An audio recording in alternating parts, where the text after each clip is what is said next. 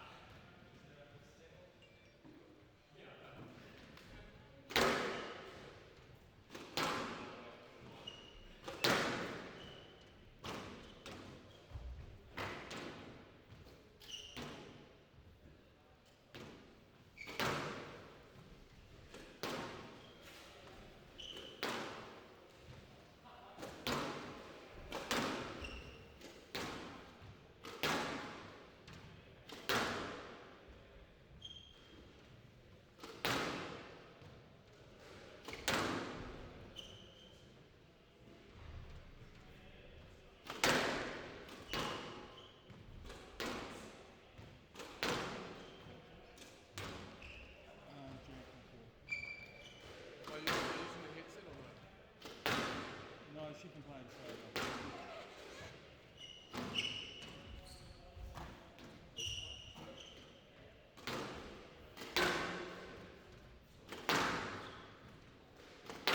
she didn't like it, bro, so.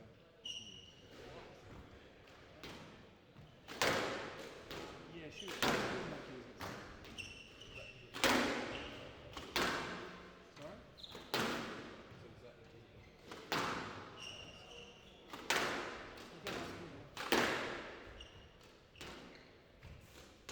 Not everyone has a team. Everyone's as lean as me, you know.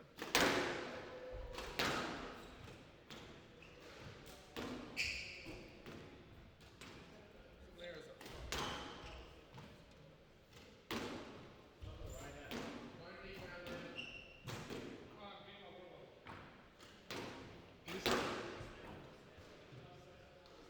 What do you say, Joe? Said I'm getting my water bottle. Getting what? It's water bottle. Sorry?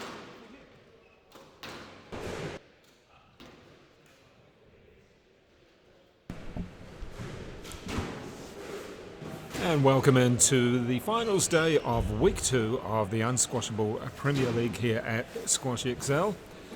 Starting off with the playoff positions firstly, and then through to the grand great to have some top matches so far in the tournament. And now on court, first match. Well, it is a couple of youngsters. Mason Smales from the Henderson Club, just 15 years old. He does have a PSA ranking of around about 400 in the world. And in the white shirt, it is Jack Conder, the pinball, as we've called him, bouncing off the walls, sometimes sticking to them. He is out there again. We spoke to him yesterday and found out he was at the last year at high school at Mount Albert Grammar. In fact, both of the players are at Mount Albert Grammar, one of the old established schools in Auckland. And of course, in Auckland at the moment, you can play squash. It's been okay for about a week. We're level 2 at the present time in New Zealand. And also joining me, one of the players who will be on court a little bit later on today in the third and fourth playoff. He was the winner of the week 1. It is Tim Chileshe. And Tim, good to have you with me. And how have you enjoyed this second week? You didn't quite win the match you wanted yesterday, did you? No, I didn't.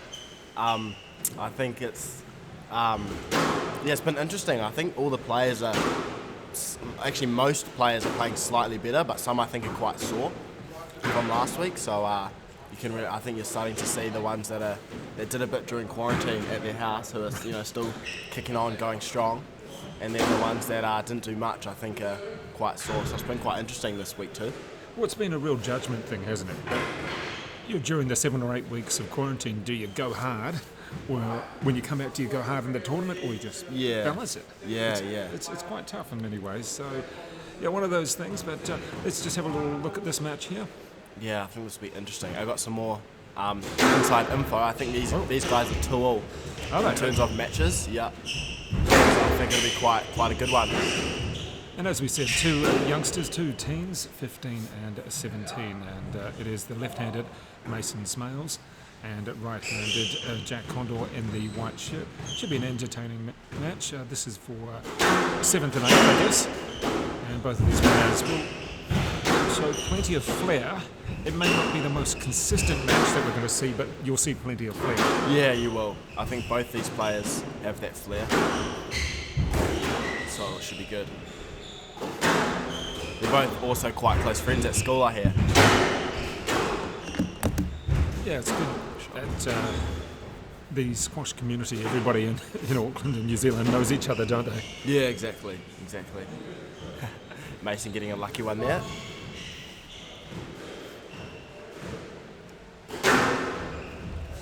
Started well today, Mason. Sometimes you see him sort of start quite slow in matches. I think you saw that in the first round when he played Joel, but he started really well here.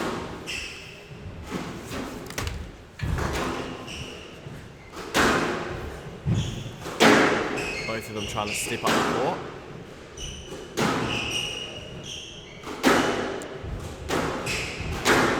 This is one of the longer rallies we'll probably see for a while. Yeah, I think it is.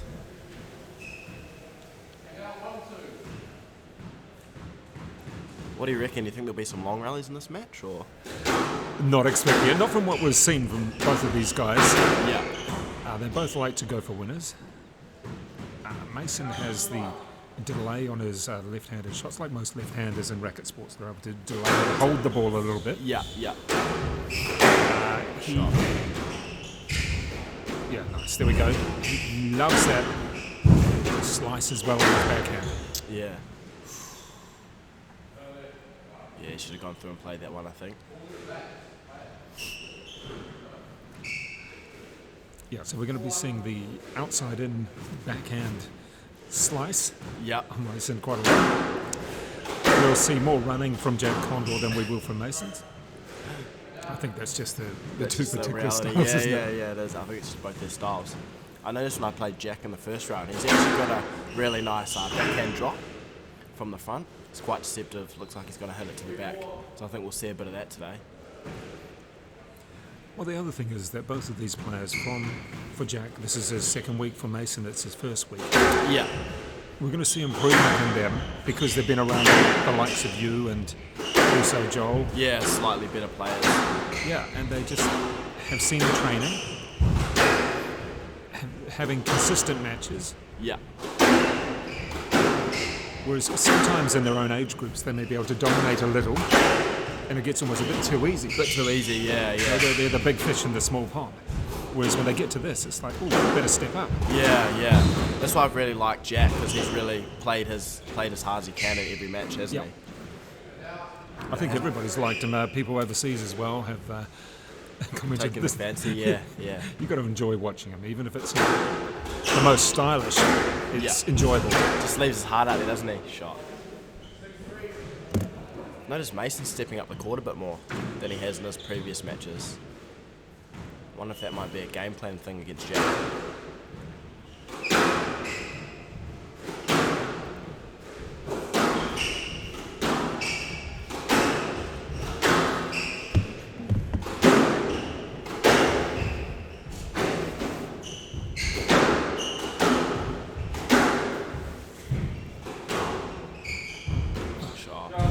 Well played.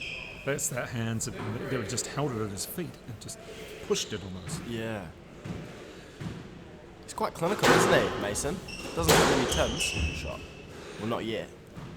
Well, the other thing is with Mason is that the level he's playing against someone he knows and another teenager rather than someone a bit older. Yeah. So that's probably when he just steps up a little bit. He does, doesn't he? He's tall. He's over 6 foot. Yeah. Oh, is he? He's standing next to me. He's taller than me, so I'll take that as over 6 foot. I think he might be. So he's only 15. I know he's got size 13 feet or something ridiculous, so he'll definitely get over 6 foot if he's not already.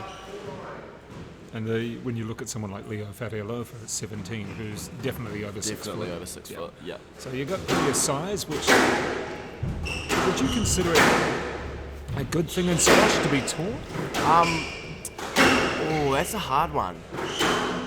I'm not too sure, because I'm quite tall myself, so I have to be careful what I say, but there's not too many top players that are really tall, but I think it does have its benefits for sure. I mean, you've got Simon Rossner from Germany, who's around about 6'5". James Wilstrop, he's fairly tall. Yeah. The Egyptian's not necessarily tall. No. Shibagi might be quite tall though. How tall's he? Yeah, I'm not Maybe sure. over 6 foot, maybe not. Yeah, it's interesting. In the women's, Joelle King's one of the taller ones. Yeah, exactly. 5'10" or thereabouts. Sarah Jane Perry, relatively tall. Amanda Sobe from US. Yeah. But there's not really the big heights. Sometimes maybe it will cramp you a little bit. Yeah. It's normally the short and agile players that are squash players, genuinely. So there we go, just in the first game. Mason Smales really stepping up from the last couple of matches he's had and up to take that one in, fairly easy fashion on the scoreboard anyway. And that is 11-5. Mason Smales taking the first game over Jack Conder.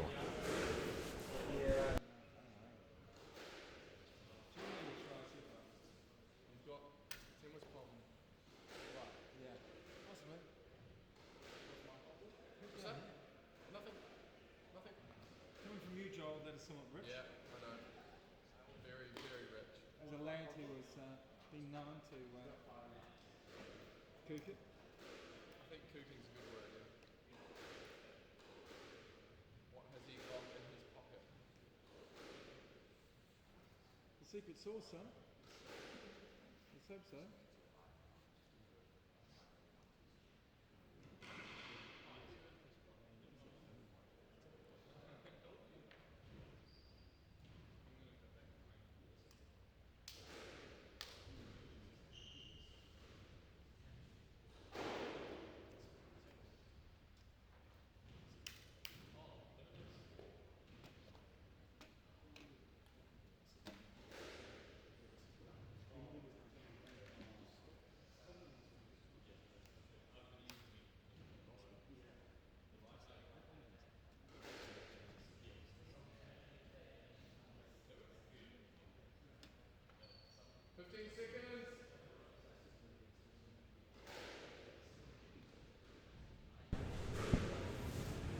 Welcome back now for the second game of this, the first match of week 2 of the Unsquashable Premier League. The match on court at the moment is Mason Smales, the left-hander, against Jack Conder in the white shirt. And the rules in New Zealand, well, they say that you can play squash and you can have gatherings of 10. In fact, you can have more than 10 depending on your venue and depending on spacing in the crowd, that is, whereas on a squash court you're okay. There are certain rules and regulations on tracking and also hygiene. So it's been a great advantage here for the sport in New Zealand already. And Tim, I actually see that first game, Mason Smales really stepping up. Yeah, I like seeing Mason taking control of that tee area. It's good to see. He's really stepped up. It looks like he's taking control of the pace at the moment. So I think Jack's going to try and get some running into Mason's legs, try and get the rallies a bit longer. Because right now I think Mason's doing very well in terms of dominating.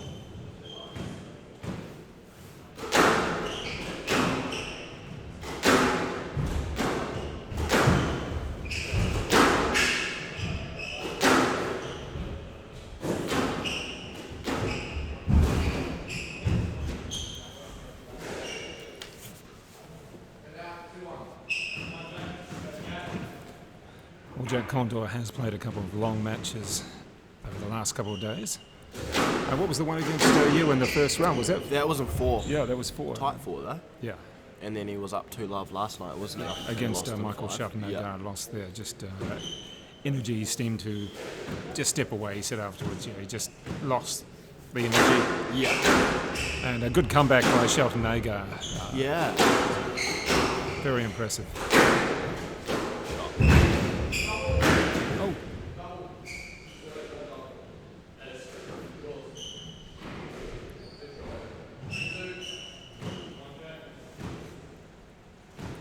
Call there. Yeah, I think Jack surely by now has some body issues, eh? Yeah.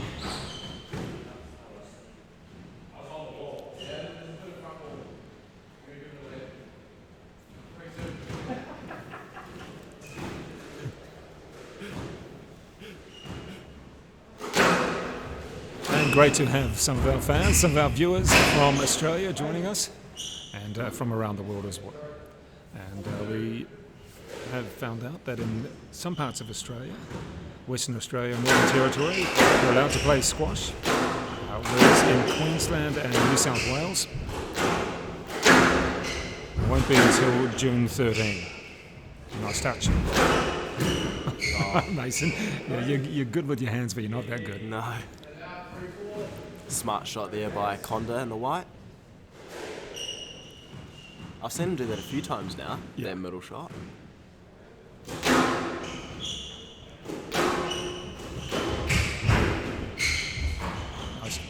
Nice little dink. Shot. There's his good backhand drop. What do you prefer to call a shot like that? I mean, I just got a little dink, but what is it? Dink. Just a little. I like to use the word touch. I don't know, like Yeah, great okay, touch. touch is good. Yeah, good touch. Yeah. All right.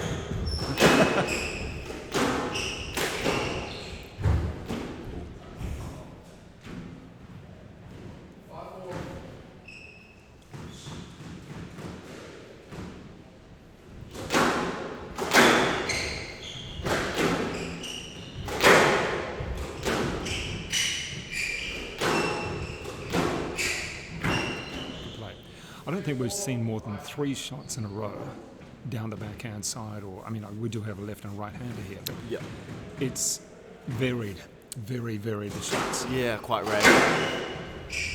That is quite common though, eh, with a right-handed player and a left-handed player. There was a definite double bounce there, so I think Jack will call that one. Nice rally, touch again, dominating the tee. Ooh.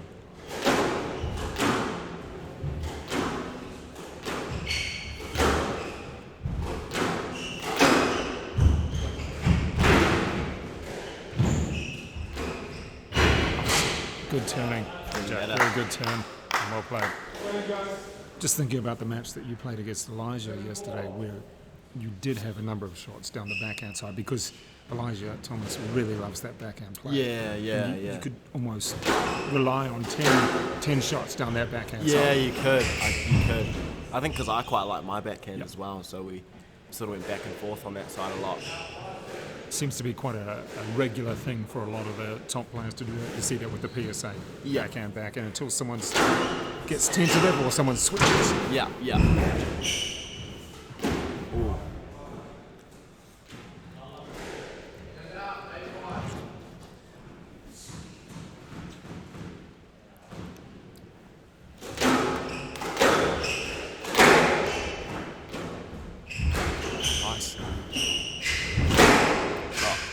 Certainly a big step up in play for both of these players against each other. Yeah. It is that rivalry. It is, isn't it? You can kind of tell, I think.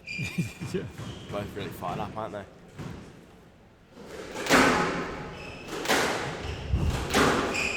I mean, it's fine for these guys to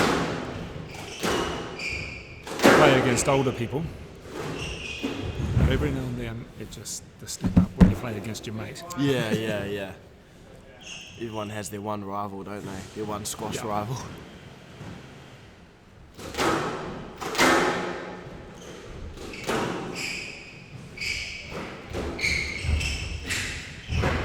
Oh, great play. shot.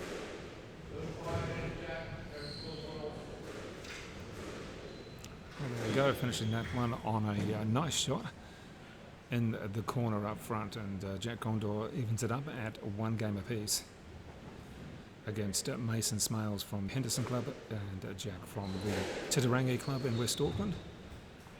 And as he explained yesterday, it's really the name Conder synonymous with Titirangi Club in tennis and in squash.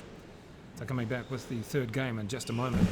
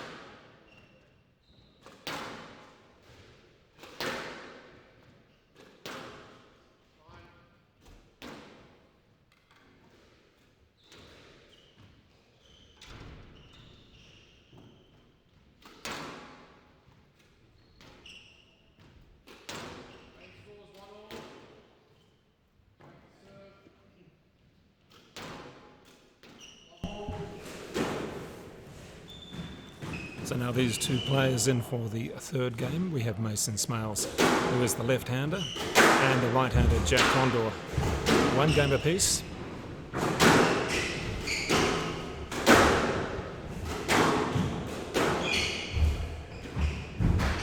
And expect a continuation of shots like that. Both players playing forward a lot. Too much Lisi. Is that the game of these two to really try and play forward? We know that the court does fade a little at the back. Yeah, it tends to the ball tends to soften up at the end of the third game as well. So in most matches, so I think in this game you're going to see some pretty short rallies. I think you can see the start of this game's had a few short rallies. It looks like whoever's pushing up and manages to get in front tends to put the most pressure on in this match, doesn't it? Like in that first game, we saw Mason really stepping up and volleying.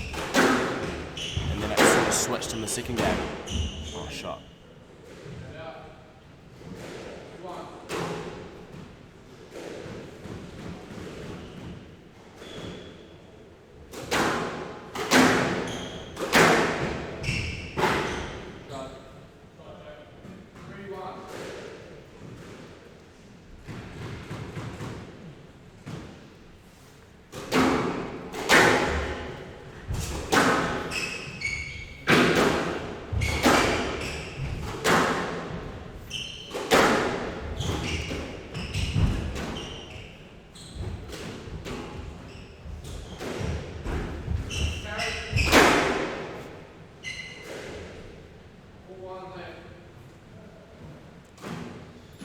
So a handy little lead now for Jack Conder, 4-1. It's a good start, isn't it? Yeah. Well, this is interesting. The mental side of Mason almost dominating the first, Yeah. and then the score virtually reversed in the second. Yeah. I'm thinking just it's not so much about the shots, but who can mentally Get that mental edge Yeah. over their opponent. Yeah. and either dominate the forward or push a couple of balls back like that. Yeah. Have your opponent going backwards.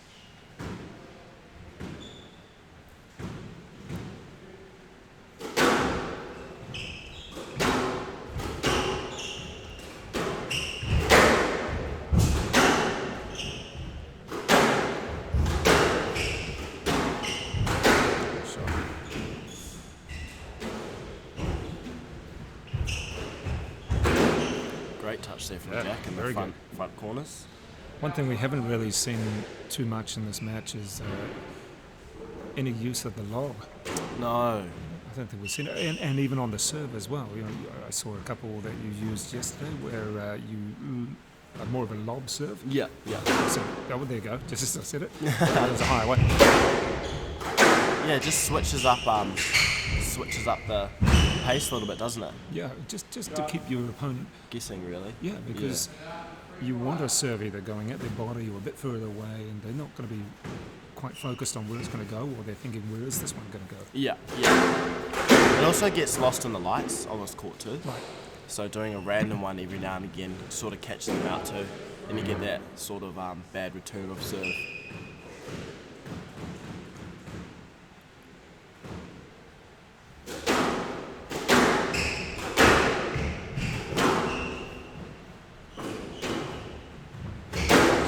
Shot.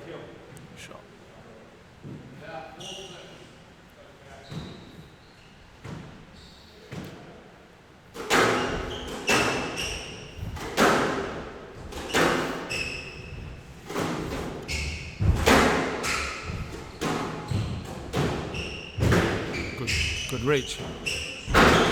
Oh.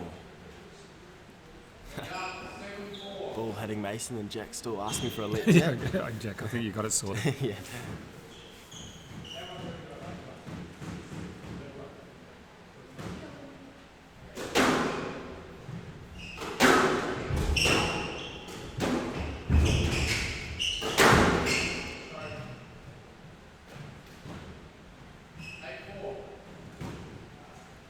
So a bit of hard work by Jack, and a couple of mistakes by Mason Smales, giving them the 4-point lead.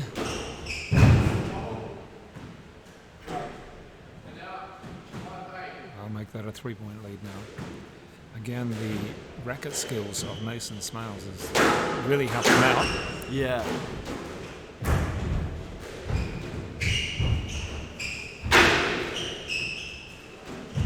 Like,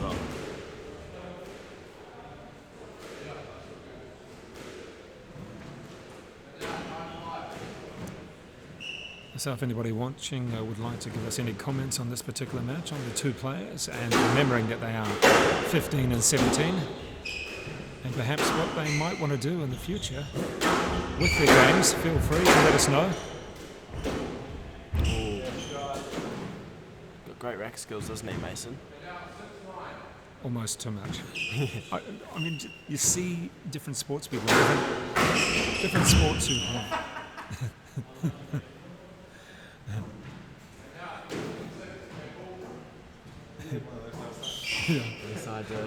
How do you call that shot? What do you call that shot? Oh, lucky shot, don't you? Lucky.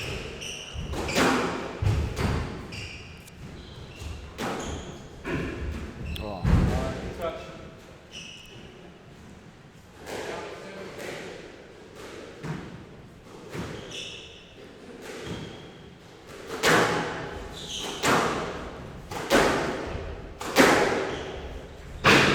Left it late. Depth and wins that one. So the pinball, Jack Conder wins the his second game and leads 2-1 against Mason Smales. And that one there, 11-6. So they've been straightforward-ish on the scoreboard, not going to 9 or even the long or short. But Jack Conder now up 2 games to 1, make that 11-7 in that one. So the 4th game coming up not too far away, and good to have both players really showing some guts and determination in this. Tim, what do you think? Yeah, no, I think Jack's really switched up how his game plan, hasn't he, since that first game? Yeah, he has. I mean, a little bit of a switch. Mason Smales came out firing in the first and piled on some quick points as well. But in this, the second and third, good work by Jack Conder, coming back with the 4th game in just a moment.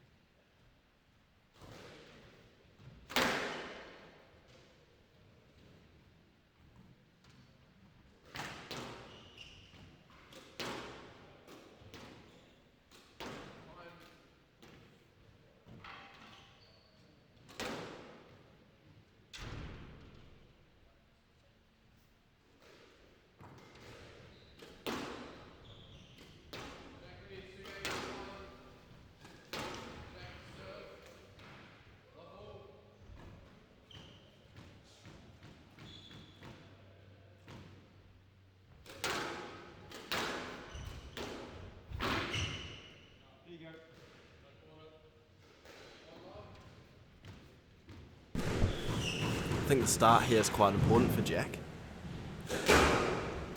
He was slow in the first, a little bit better in the second and third. Again, the focus. Both players have to focus. They've got the skills. Yeah. Both players have to just say, right, if we want to win this, we've got to be consistent and play more shots. I know it's really basic calling at that, but they've got to play more shots. Yeah. And this, of course, is the first of 4 games today. We then have Michael Shelton-Agar against Glenn Templeton, followed by yourself, Tim, Chileshe against Leo Fatialofa. And then in the final, it is Joel Arscott against Elijah Thomas.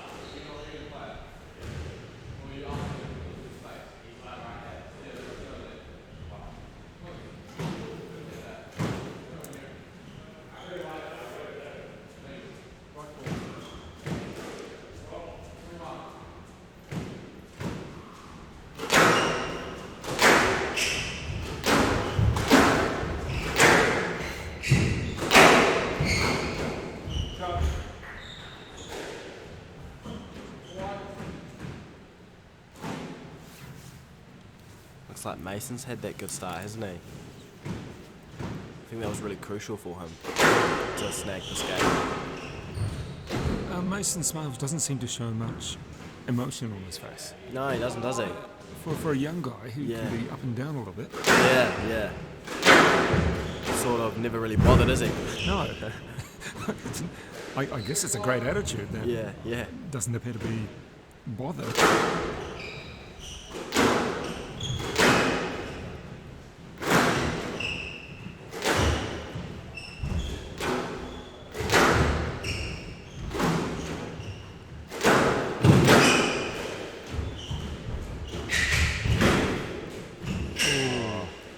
There was an opportunity there. Big opportunity for Didn't really Jack move his Conder. legs, did he? Got stuck in no man's land. It's the points like that can change so much when you have the opportunity. Don't go for too much.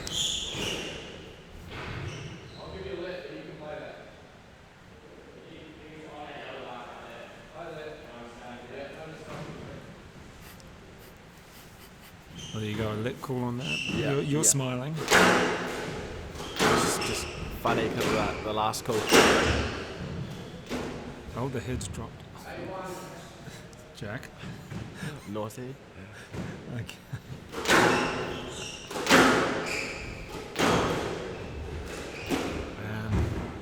As we've See, mentioned, this is the difference, isn't it, between the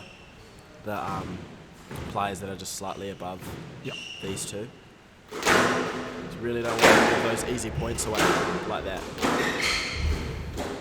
That's better. And you can see the head drop, and that was not a good thing there from Jack Conder. He just let his head go, let his game go. Yeah.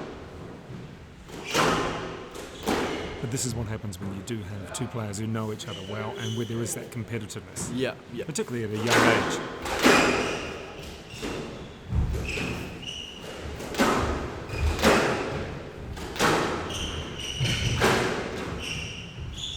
Nice touch. Good rally there. Right, so 2 games all. There's Mason Smales who's made the comeback in this one. And won the fourth, will come back with the 5th, not too far away. But Tim, you could see the head drop there after Mason Smales got a decent lead. Decent lead, yeah, that 5-1 lead, wasn't it? So hopefully Jack can come back firing in the start of this 5th game. Been going for just under half an hour. And let's see what can happen. We're looking forward to a 5th where I don't know whose attitude is going to win it. Yeah. I really don't know. I personally think it depends on the start. I think whoever Yep. starts well will finish well. The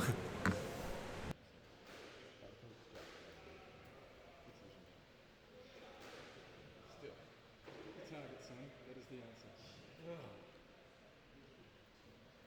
Do you, I mean, the good thing. You take it.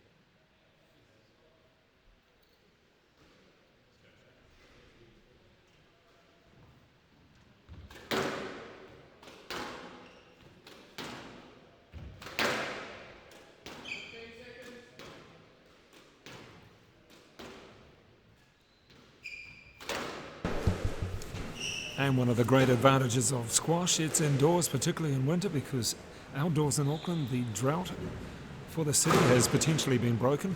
It has been raining for a couple of hours. The dams around Auckland, for those who know, they've been, well, the water supply has been down significantly, and some water restrictions coming into Auckland, not too bad. But for the first time in 25 years, it's been a real drought-like system around Auckland. And outside at the moment, it is pouring. At Chileshe, we are inside and watching 2 teenagers get very competitive with each other. Yeah.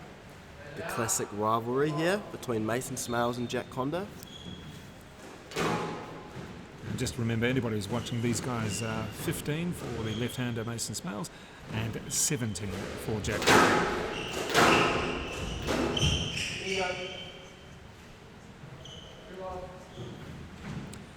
And we've been talking about whoever gets a 3-point lead, maybe a 4-point lead, or can get a fast start, just psychologically. Oh, nice play. That's Nice better. recovery. See, he moved his feet there, didn't he? He did this time, yeah. You know, that's the 3-point lead. Psychologically, I wouldn't say you've got it, but you're certainly quite a way there. Yeah, yeah. Just with the way this...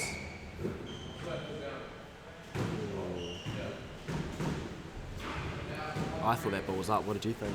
Well, I wasn't thinking. I thought it was actually okay.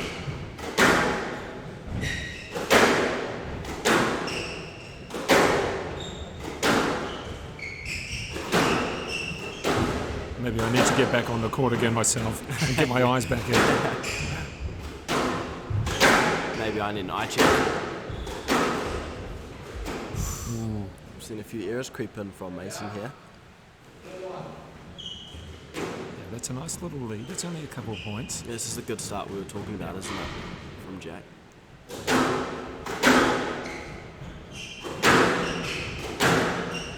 He just seems to be in a better headspace, doesn't he? In terms of moving his feet, taking the ball early. But you can also see that whoever uses their feet the most, and that goes with most sports, has the advantage. You see less errors from Jack this game, isn't it? Oh, right into that corner. Good diving length there. So well done there from Jack Conder. Managed to pin his opponent in the corner, ball staying low. Let's see if our prediction's about a good start wins this match. Oh.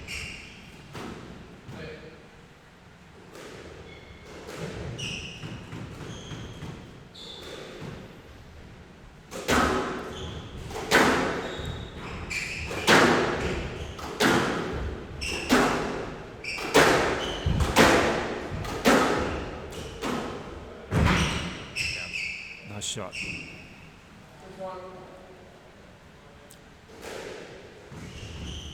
So a better effort by Jack Conder in this, the fifth. More footwork and a good, handy early lead.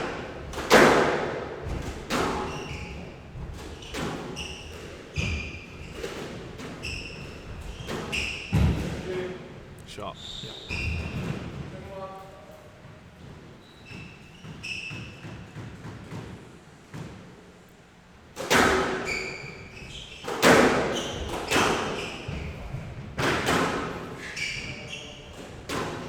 Oh, and there's the silly error in Yeah. many ways. It didn't need to push it that hard. No. I think that lob decision was a good decision. Just didn't need to make it that accurate.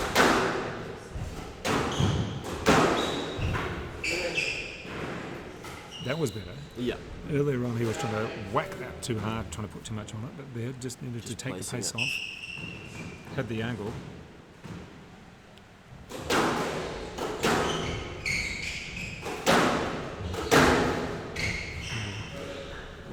Taking the space there, Mason. Yeah. It's a good shot.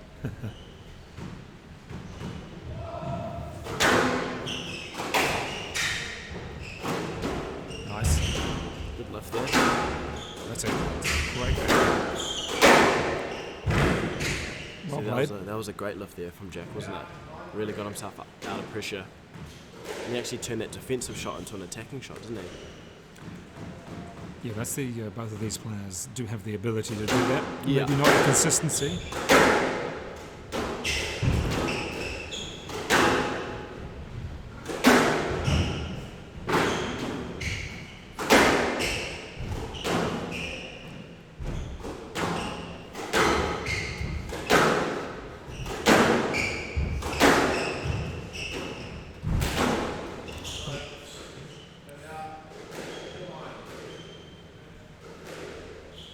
Yeah, so Jack Conder, the pinball there, knew he needed to get out of the way of that one. Yeah. He was going to get a racket in his head.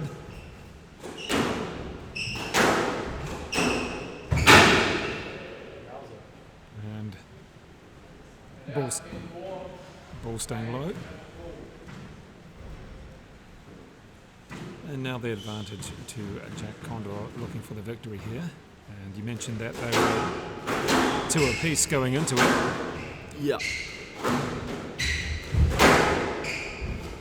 Good to keep the rivalry going. Yeah, exactly. Knew it was going to be a tough match, didn't Yeah. we?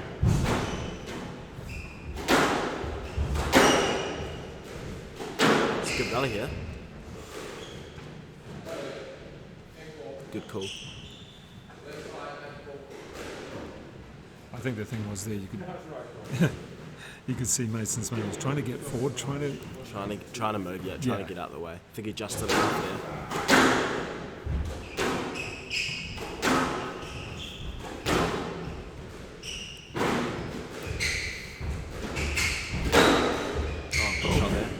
turn. Back in Recovery it again. Double bounce. Well, he's let a couple points go from game point, match point. Yeah, I like the way Mason's fighting here. Maybe a little bit too late. Maybe. That's it, take it on the volley. But his length's gone a bit better, hasn't it? Yeah, that's definitely. He's creating his opportunities. Well played. And it's a good fight. Interesting when Mason does go forward and take the ball on the volley. Yeah. He generally will win those points. Yeah, he tends to dominate, doesn't he?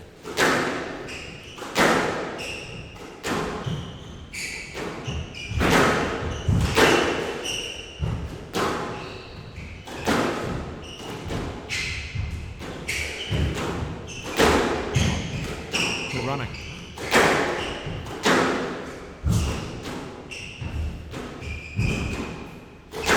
He's played it. Great rally here. Awesome lock. Yeah, well done. Suddenly we saw the Mason Smales running shots down and trying to go forward as well. So he really put something back into it. Yeah. It's really fighting, isn't it? This is interesting. Yeah. What's that? Getting to about the 4 interesting points? stage. Yeah. It's good length.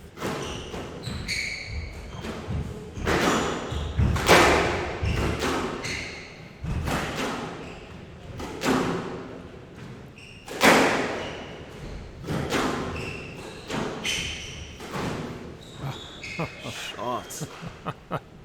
Can he bring it back? When you do that on match point, it's pretty audacious, but it worked. It worked. Getting to the juicy part of the 5th game here. Indeed.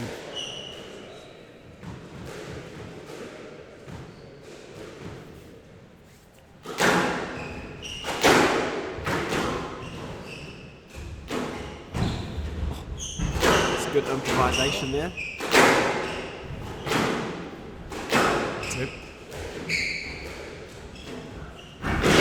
Oh. Well played.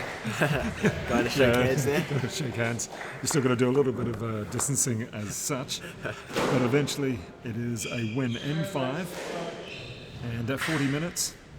And a nice little comeback to really make it close there in the end by Mason Smales. But overall, it was Jack Conder winning in 5 games and Timwa Chileshe. That was entertaining. It was a bit up and down, wasn't it? Yeah. It was literally whoever started well tended to win the game, wasn't it?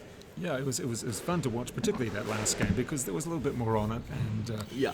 after Jack Conder had moved out to a good lead, it was then Mason Smales who said, well, I'm not going to give it to you. Yeah, You're gonna have to exactly. fight. And I really like that from Mason. Yeah, That never giving up mentality. It's great. It's great to see. just remember that we had a 15-year-old out there and a 17-year-old, so plenty more from these players in the future, no doubt. And Timwa, thank you very much for your time. We'll let you go and prepare for your 3rd and 4th playoff. Awesome. Not Thank too you, far Dave. away. Who are you playing in that one? You've got. I have Leo. Oh, that'll be fun. Leo Fatialofa, repeat of last week's semi-final. Yeah. So that should be interesting. It'll be fun to watch, so we'll look forward to that after this match, which is coming up very shortly between Glenn Templeton and Michael Shelton-Agar.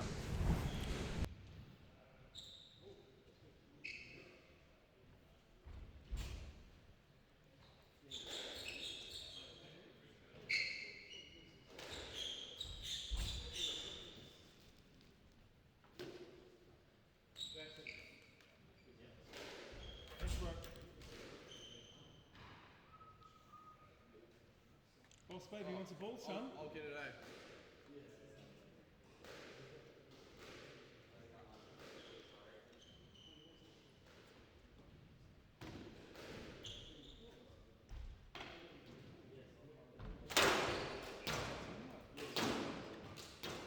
Fan there, champ.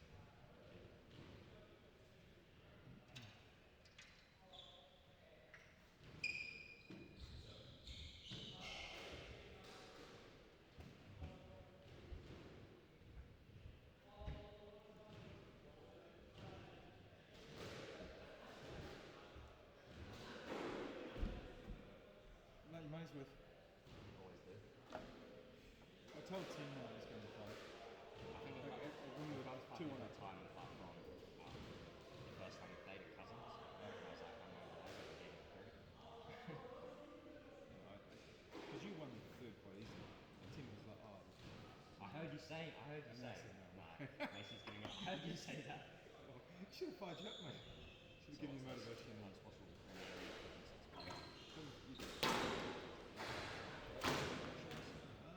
I'll go with the boss, baby.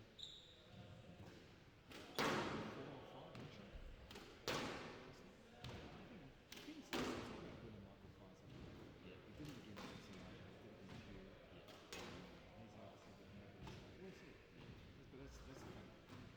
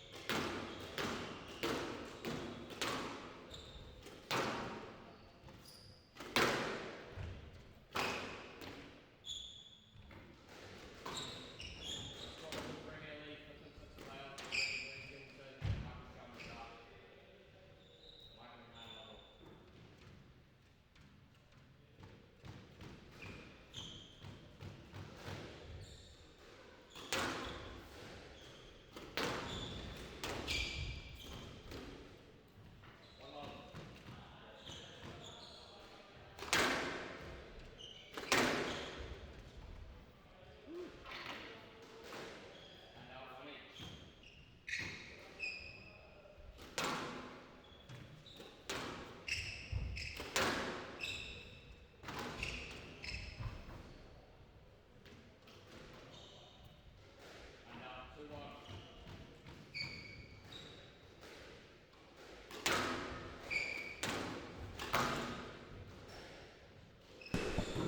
thing. And so welcome into the second match of this, the finals day of week 2 of the Unsquashable Premier League in Auckland. Hosted in SquashXL, the venue with the only permanent glass court in New Zealand. And on court, it is Glenn Templeton in the blue. He has a world ranking of around about 357. And in the red, it is Michael Shelton-Agar. He's the oldest person in this competition at 21. Wearing a Canada shirt, despite being a New Zealander.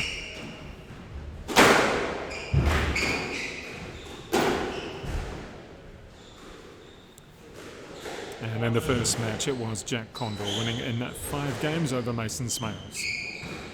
2 of the younger players in the competition, Smales at 15 and Conder at 17. I should note that Glenn Templeton is just 18. He is the national junior champion, defeating Elijah Thomas in 5 last year. And that ball just died. Literally died.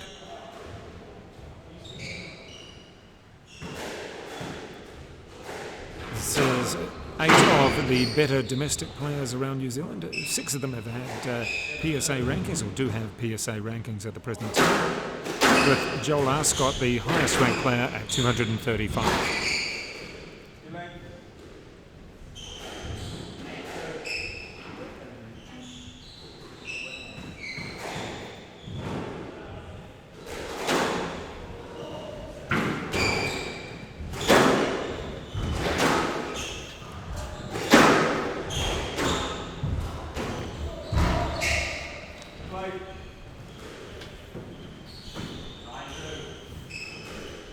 And this match, effectively the 5th and 6th playoff.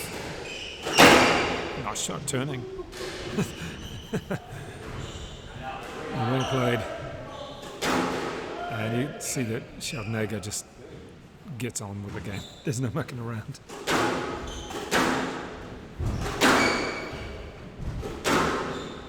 Feel free to send through any comments, predictions, comments, thoughts on the play here. There's Shelton-Agar from the Remuera Rackets Club in Auckland, and Glenn Templeton from the Katikati Club in the Bay of Plenty, right about 3 hours south of Auckland.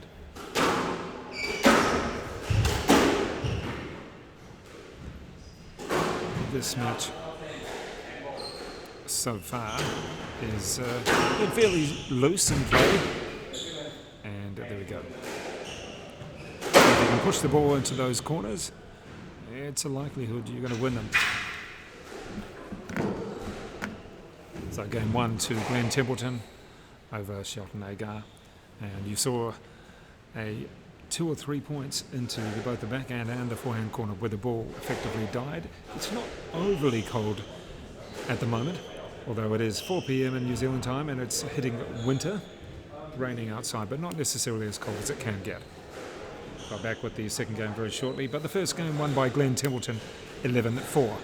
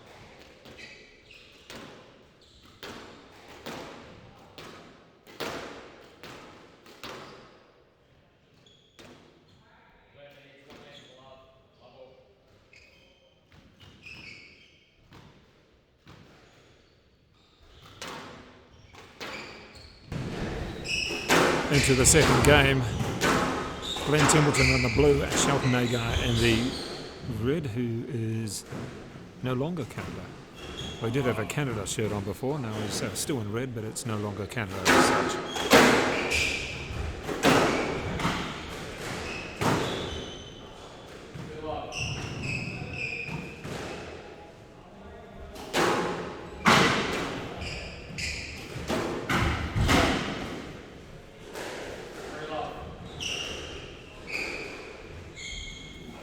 I was waiting for someone to mention that Glenn Templeton does play out of Henderson as well.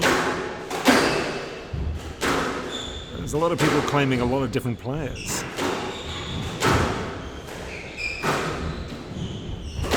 Nice to have you, Sid.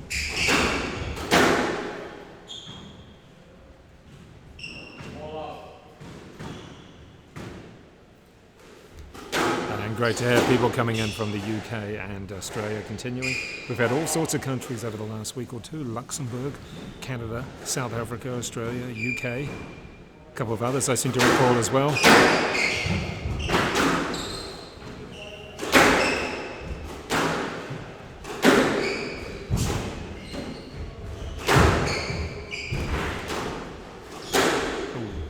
And Glenn Templeton playing very well at the moment, moving very freely.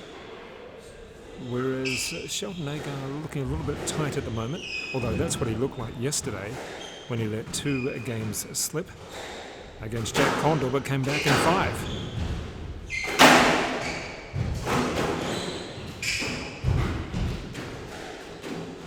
And that favourite shot of Glenn Templeton into the backhand corner, tight in that corner, dropping.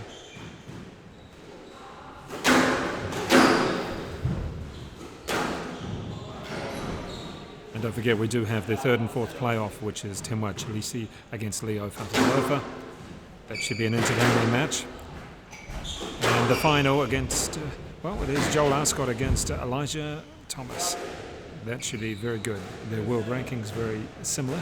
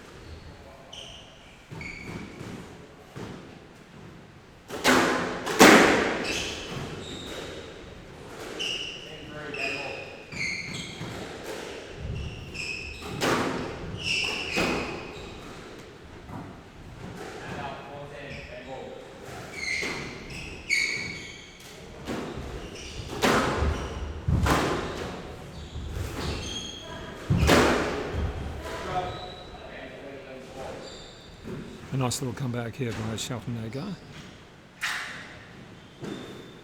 But it didn't quite eventuate in the end. He staged a comeback. But Glenn Templeton, too good, moving too well at the moment.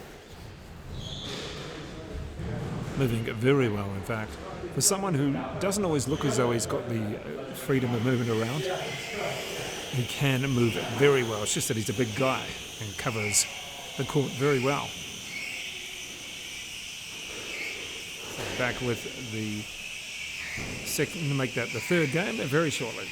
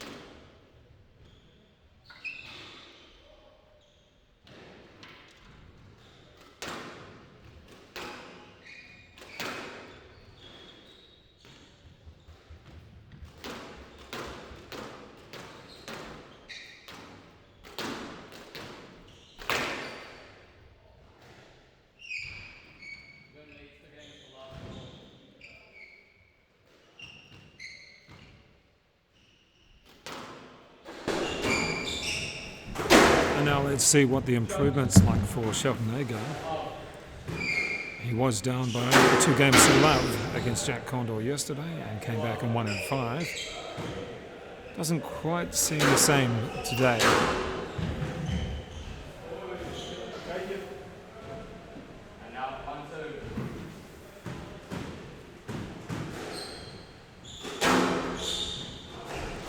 Feel free to let us know where you are around the world if you're watching this, whether it's in New Zealand from the Henderson Squash Club, as a lot of the club members competing here, or if you're overseas, let us know. Let us know how your club is going if you have been able to get underway.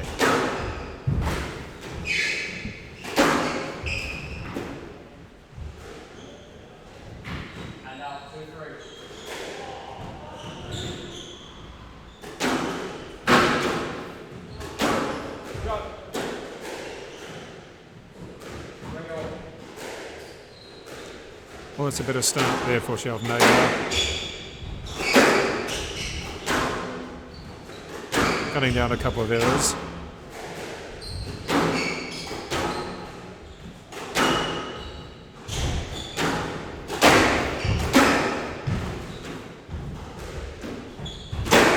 Well played.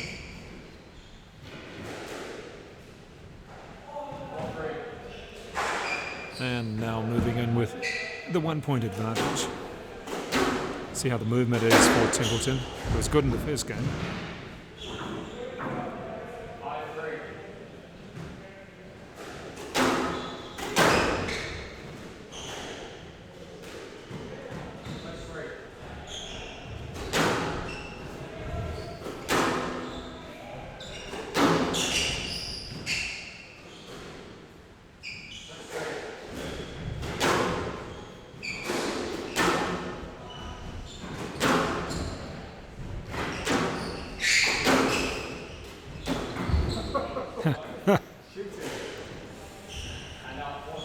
We're not mucking around in this one.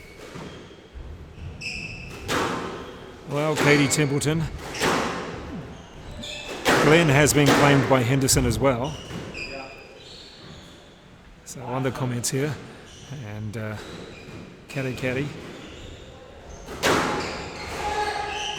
Caddy Squash Club, a big part of the community, but Glenn Templeton has been claimed by Henderson. You're going to have to fight this one out over comments.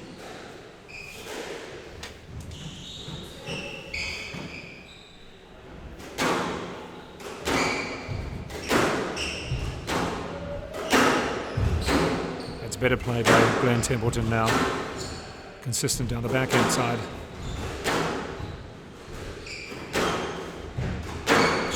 who's going to break first.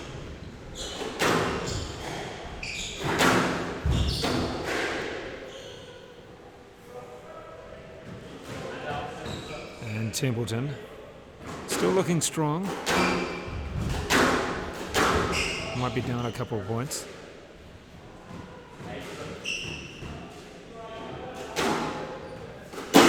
Oh.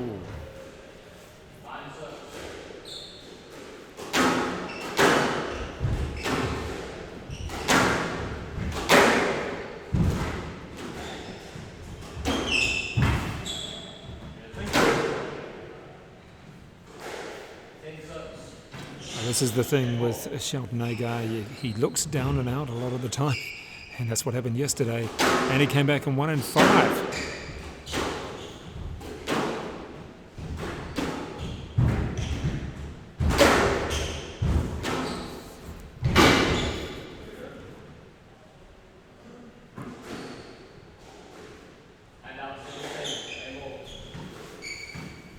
Let's see what Glenn Templeton can do here. Well, one back.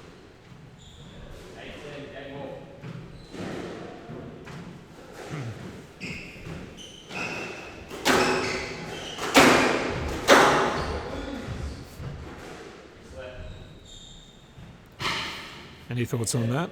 If anybody does have any thoughts on whether it should have been a let or anything else.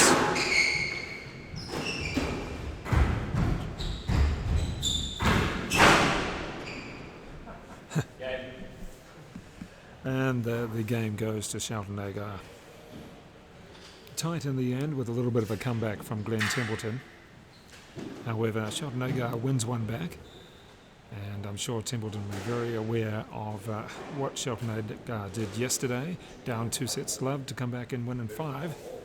So we'll be back with the 4th game very shortly. But a good performance there by Shelton-Agar to come back and force it into the 4th.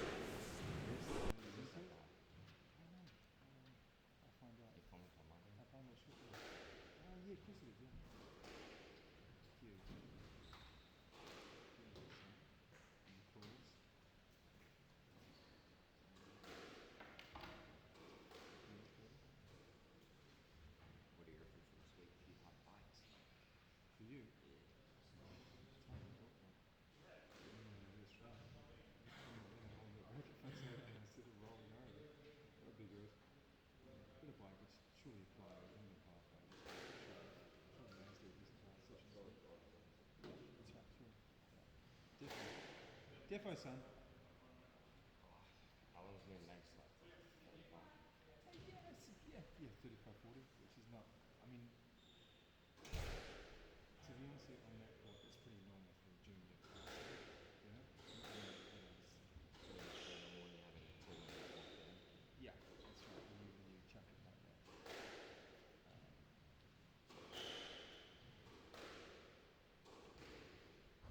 Yeah, some good range. Mason good at times, and then obviously when you put it on his forehand and it's not super light or super high, it's pretty handy, pretty solid. So you'll learn. I mean, you're starting to learn. You're starting to play as well, so I think I played one on the fourth set. Quick 5 minutes up.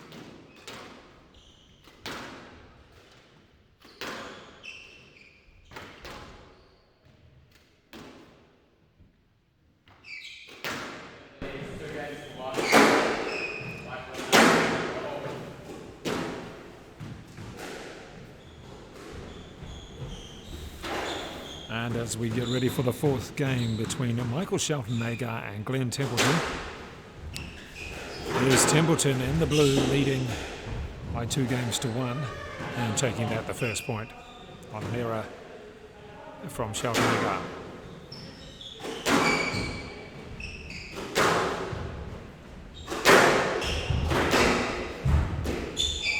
Nice shot, flat backhand down the line from Templeton. Made it difficult for Shelton-Agar to get to. Of course, the winner of the first match today was Jack Conder in 5 in 40 minutes over close rival Mason Smales.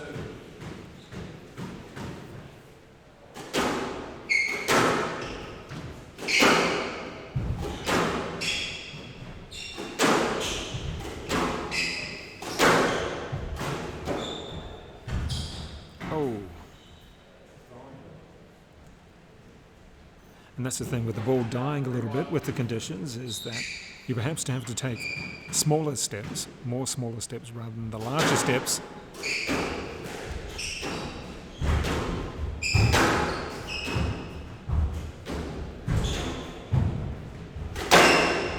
Nice powerful forehand down the line. Hits the winner. And it takes up the 4-1 lead.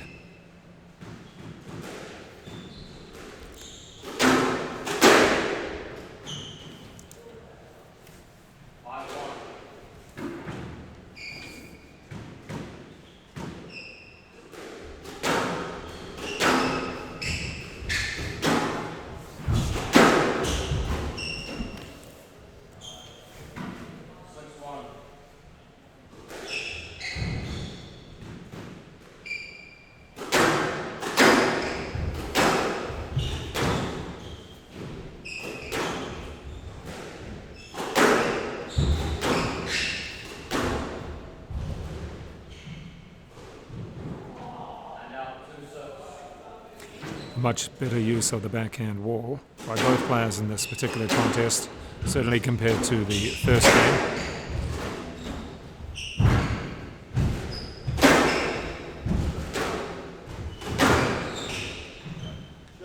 Well played.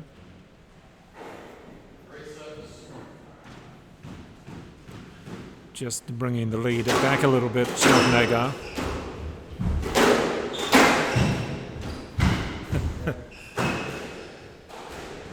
Not the most orthodox shot, but very effective in the end.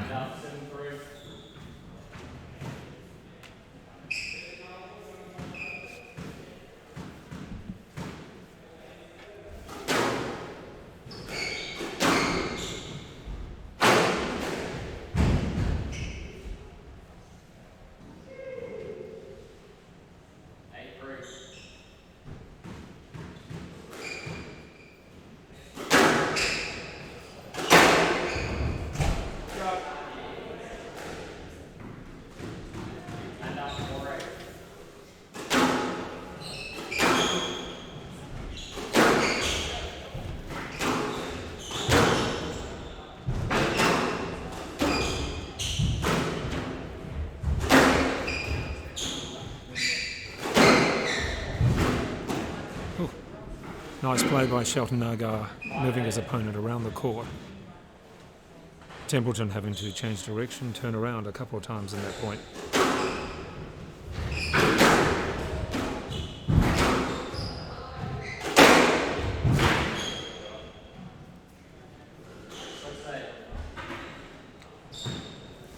And feel free to make any comments. We do have the third and fourth playoff coming up, and also the grand final for week 2 of the Unsquashable Premier League as well.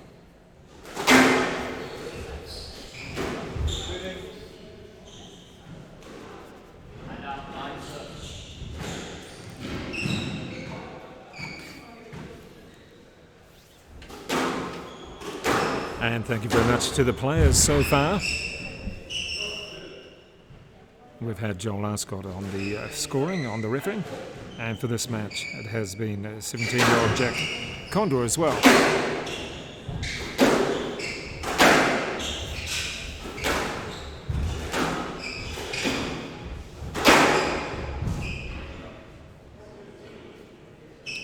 Heather Finlay, the official referee, will now be on the card for the third and fourth playoff and also for the final.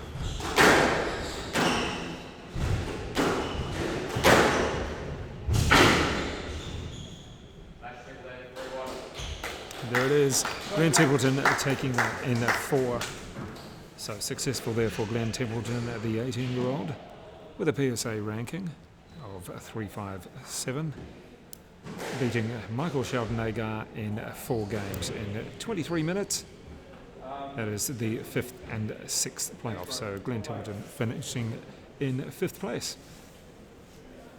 Back very shortly with the third and fourth playoff, that is Chileshe against Leo Fatialofa, which should be a very entertaining contest, so stick around for that, and we'll be back with that match in around about 5 minutes' time.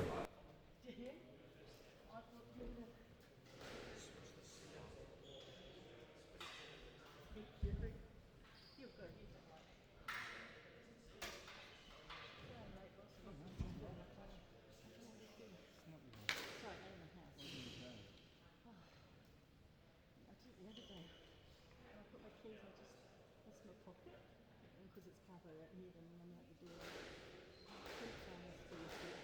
It was getting to me. Because I have mums, they call some mum's house as well. Oh, okay. 2 sets actually.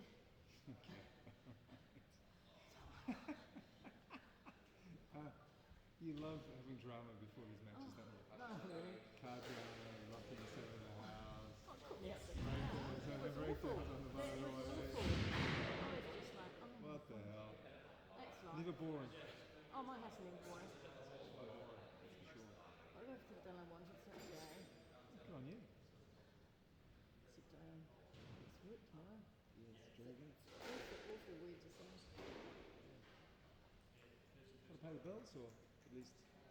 No, I don't mind working. I like doing it at home. Yeah. I can do it in my own timetable. I'm quite happy to go 6 to 7 o'clock and do something else during the day, you know what I mean? And that's my day. That's life.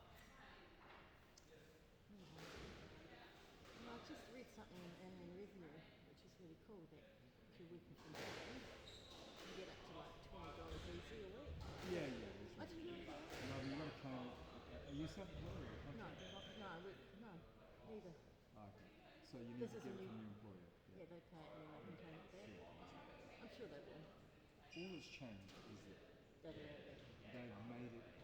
You could have done it before, Yeah. but you had to do paperwork. Yeah. Now they're saying is we'll give you 20 without questions Yeah, asked. 15 plus 5 for free. And I'm like, I'm happy with that. I'm not like greedy. I'm just, you know, because I know that company has to pay that. Well, the thing is, for employees now, it's probably fair enough because you've got to pay your own costs, Yeah. maybe, but then you're not having to drive to work. Yeah, I know, I realise, but I actually pay X amount more for my phone because I have a small thing, you know? It depends. If people have already got Yeah. fibre and stuff, you know, I don't have fibre, I have Teams. Really looking box. For what? Everyone's different. No, Yeah, but it's like, you know, others have got it, the others, but that's fine, you know, it's just like, yeah, but then the electricity with the box, especially now if it's getting cold. Oh yeah. Yeah, No, of course. I don't like, you know, I'm not really say, I need, you know, $100 a week, not me. But I might as well get the other, as long as my company's not getting things. Yeah, no, I think it's. Because otherwise I'm I think it's a happy to very. take away the petrol, like you say. It's a decent practical It's solution. Yeah, totally.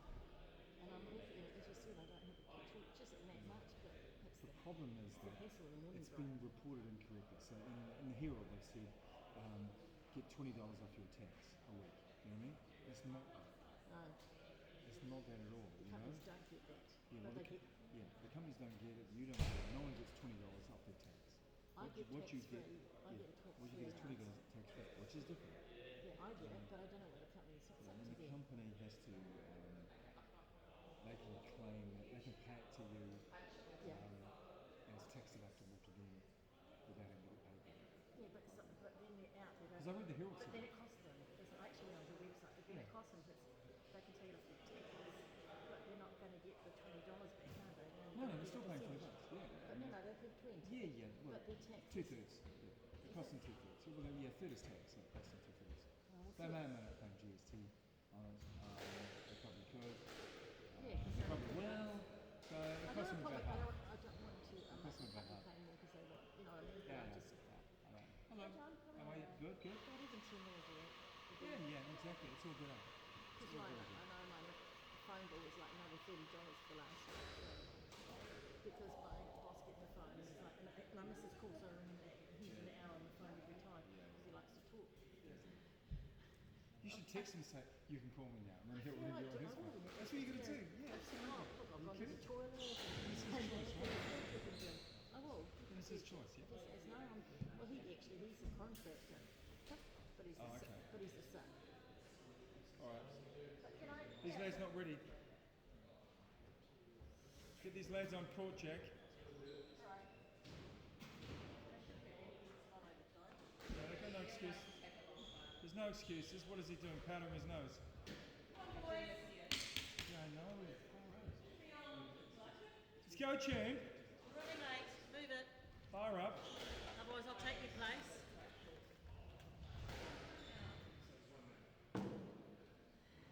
Here we go. What's he wearing?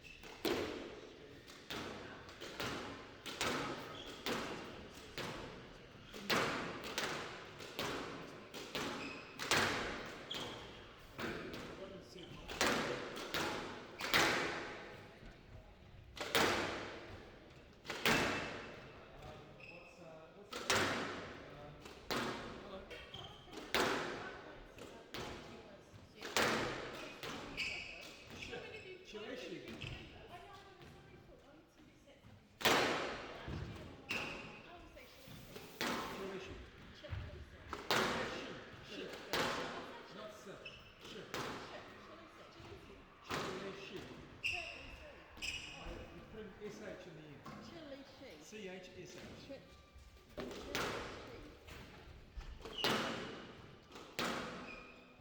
Good on you, man. That's it. Always learning.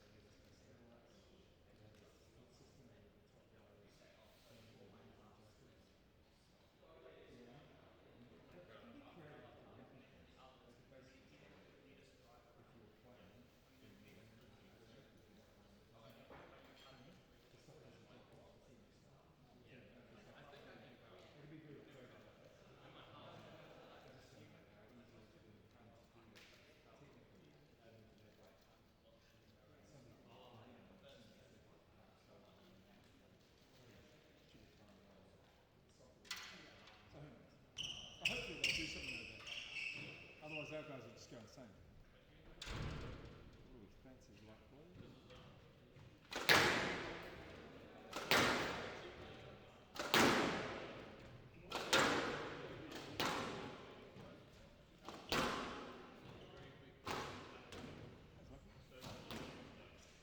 Third and fourth playoff between Leo Fatialofa to receive. Timwa to receive. To five games. To serve, sorry. Best of 5 games love all. Still got it on, didn't I? Did you go there?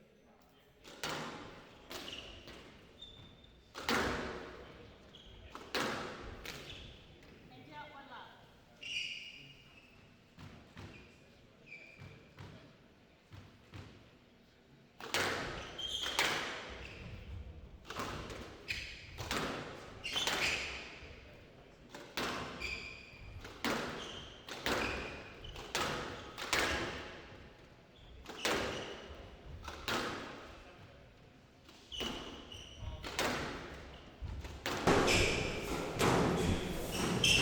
And underway now with the third and fourth playoff of week 2 of the Unsquashable Premier League. This should be an exciting contest.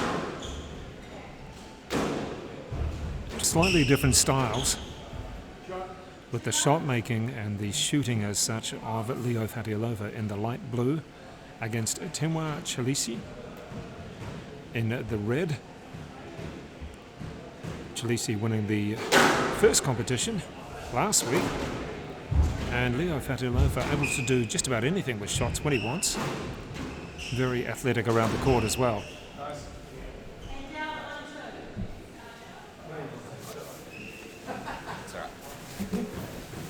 And I would like to say welcome again to Jack Conder, and a good victory for you, Jack, earlier today. Yeah, it was a good match with Mason there, as expected, going 5 sets like we usually do. Yeah, real rivalry between you two, isn't it? Yeah, I'm sure that will be the case in the next few years as well. We have a lot of big matches.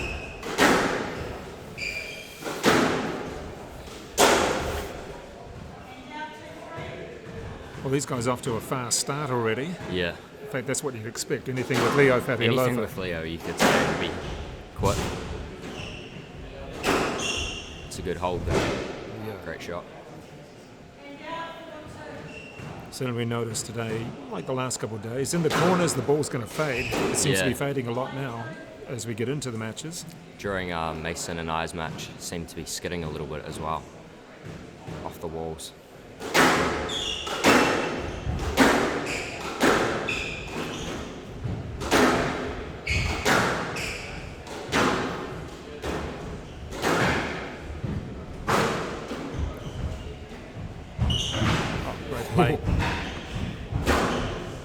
Great Great rally there. Great rally. I think it was the change of direction from Fatialofa up there in the corner. You expected him to drop it on the forehand, instead whipped it across.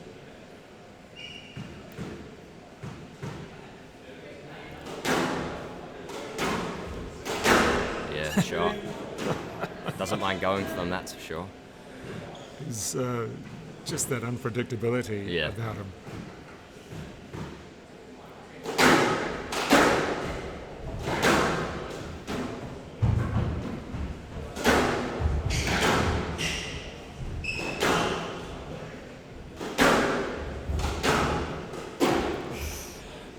Jack, were you surprised that Timwa lost to Elijah yesterday, or did you see that was always going to be close?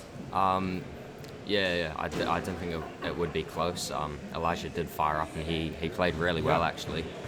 So congratulations to him. But it will be interesting today with him and Joel. I think that could also be a really good match. Could be a big 5-setter, I think. I think a few today. Yeah.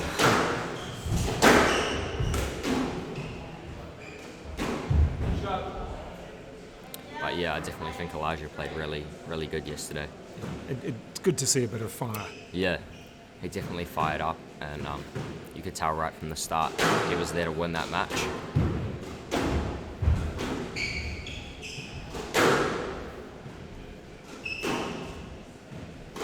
This really is the traditional fast start that we've seen from Fatialofa. Just about every match in the last 2 weeks, he seems to have just Yeah, Wow, straight out. Whether Yeah. he can keep going though. yeah. I think Tenwa will try, just try and lay down the wall a little bit and set the rallies up a bit more. Like he's gonna have to be tight and keep it out of Leo's shooting space. Great recovery.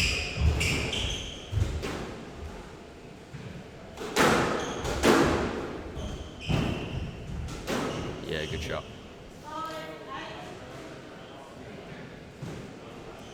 Just always seems to get those first half a dozen points, Leo Fatialofa. Must be difficult to play against him when he's straight out and straight away on the board. Yeah, I found that hard as well when I played him. He was like 8-2 up, and you're just thinking, well, what am I meant to do to get points here? Yeah. Well, Jack Conder joining me now, and yeah, great to have you the last couple of weeks, Jack. You know, you've got a bit of a fan base, not just with the players here, but with everybody watching as well. So Yeah, it's good. It's great to see, Yeah. and great for you to have that win today, because you guys were at 2-2, weren't you? yeah, You and 2-2. Mason? Yeah, I think we've played 4 times, and every time we've actually gone to 5. So Right. quite a big rivalry there between the legs there from Tenwa. Yeah, sharp. Well, already this first game has been, Very entertaining. yeah, good to see.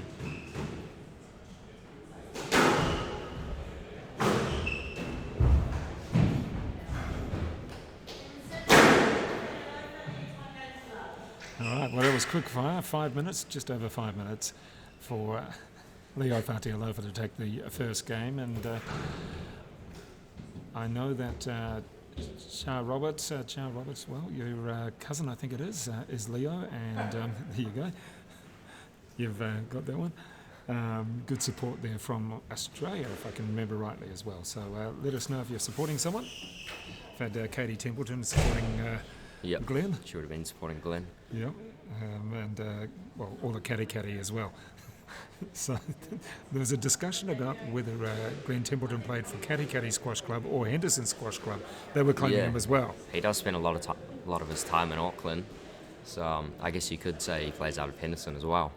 Yeah, there's a little bit of rivalry with some clubs. I think also a couple of players who had to be at Belmont and other clubs, maybe Eden Epsom, might have even been Elijah that they were claiming as well. Yeah. I think he did quite a bit of training there for a while, so There's a lot of that going on. a lot of the Everybody's players do get around, different training places with coaches and stuff like that. claiming. Indeed. All right, coming back with the second game between Timwa Chileshe and Leo Fatialofa. Very short.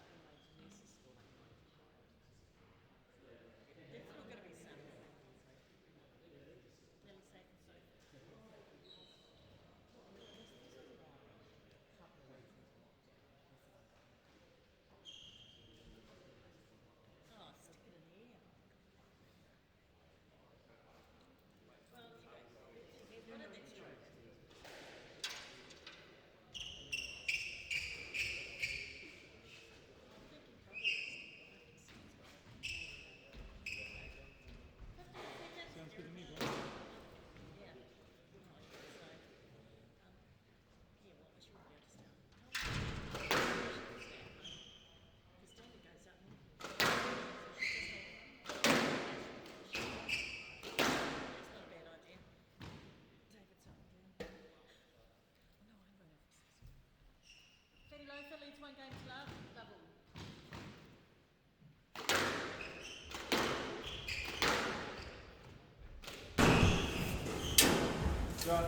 Into the second game between these two, third and fourth playoff it is.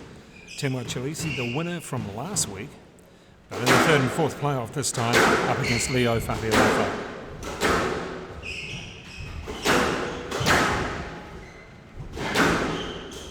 Oh. And Jack Conder not quite moving his feet on that one, trying to Yeah. play it away from the body. Yeah.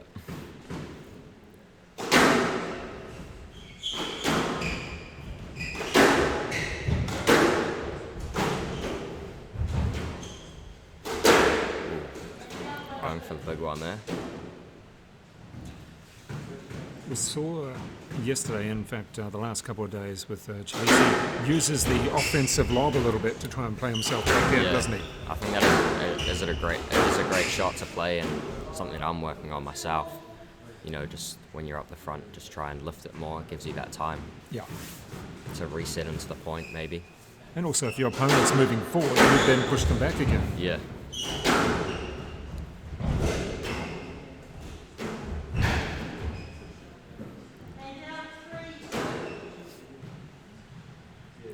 Well, let's just see if Fatialofa can continue the pace that he had in that first game, because it was about 5.5 minutes to get through it.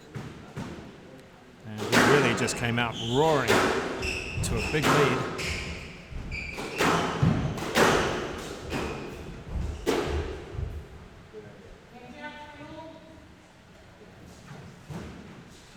So, Jack, do you think Timwa will come back in this one quite strongly by playing consistent? I think that's what he will try and do. Obviously, we know Leo's just going to keep going for his shots and probably going to make it as quick as possible, but we'll just have to see how Timwa reacts to that and see how long he can stay in it for.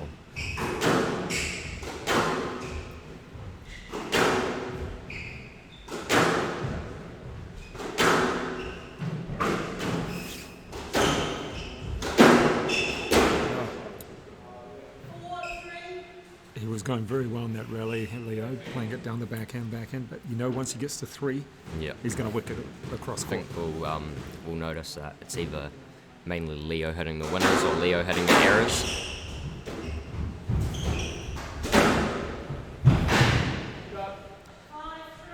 And there is a hello from your club as well, Titiringi club coming through, Sina Roberts.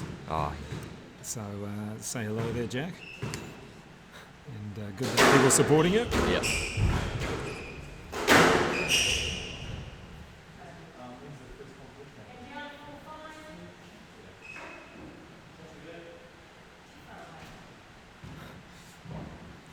And Heather Finlay is our referee for this 3rd and 4th playoff, and also for the final as well. Ooh. That's kind of a basic error. You don't want to do that one. You want to make them play. Yeah. You shouldn't be making those ones, Timwa. Of course, the final is Joel Arscott against Elijah Thomas. That will be played after this match.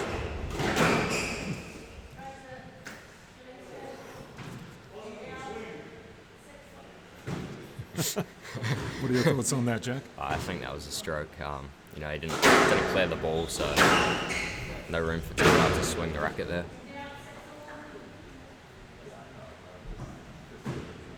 When you're playing interclub and you've got to ref your own matches, or your teammates got to ref them, how often do you come away and go, oh, my teammate just was not even watching my match? Yeah, it is. I think in general, just any time, you know, when you might think you've got a bad call from a ref, and you just got to move on. It's something I find quite hard. You know, if I think I've got a bad call, and I might dwell on it for a little bit, but I think the best thing is to just move on from it and focus on the next points to come.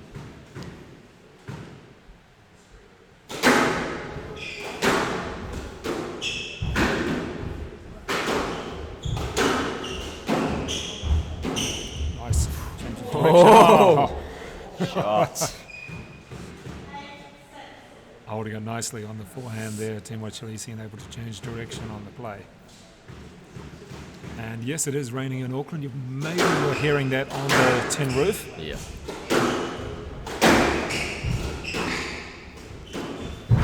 Great shot. Jack, did you notice the rain on the roof? Is it something you hear on the court? You don't hear it. No, I don't think you hear it that much. Just when you're standing around, you will, but it's definitely a little bit wet on there and skidding a little bit. Okay. Which is probably the effect from the rain.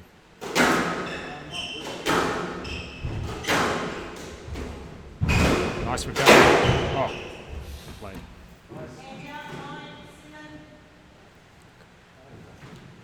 So in New Zealand we are at level 2 of lockdown, which effectively means you can play squash and you can play a number of other sports, albeit with no crowds or just gatherings as such. play away. Great recovery again.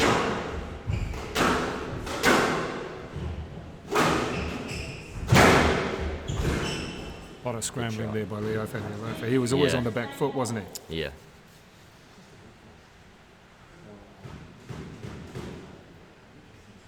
Yeah, that was well controlled there by Tenwa Chileshe.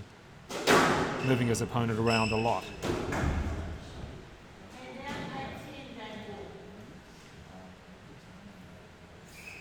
So the fast start in the first game, it's been negated a little bit in the second one. Yeah. This game ball point to Chileshe.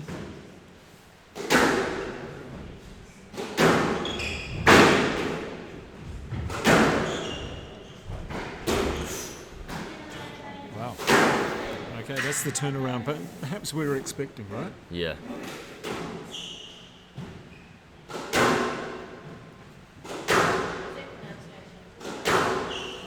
So Jack, you're seeing the consistency of Tenwa come through in that particular game? Yeah, I think he's just trying to stay in the points as much as he can and trying to make Leo trying to force Leo to make those errors, which we can see coming through when he's going for those shots. Some of them might hit the tin.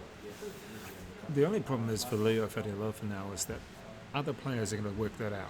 They're going to know he's going to start hard, but if he can hang around second, third, fourth, that's how you're going to win it. Yeah, I think that is the main thing for Tenwa, just to try and keep the ball tight and off Leo's racket practically. Well, Leo's got to watch out that he doesn't effectively telegraph everybody, this is how you play me from now on. Yeah. Not a bit harsh, but you know what I'm saying. Yeah, definitely. All right, coming back with the third game just a moment. One game apiece between Leo Fatialofa and Tenwa Chileshe.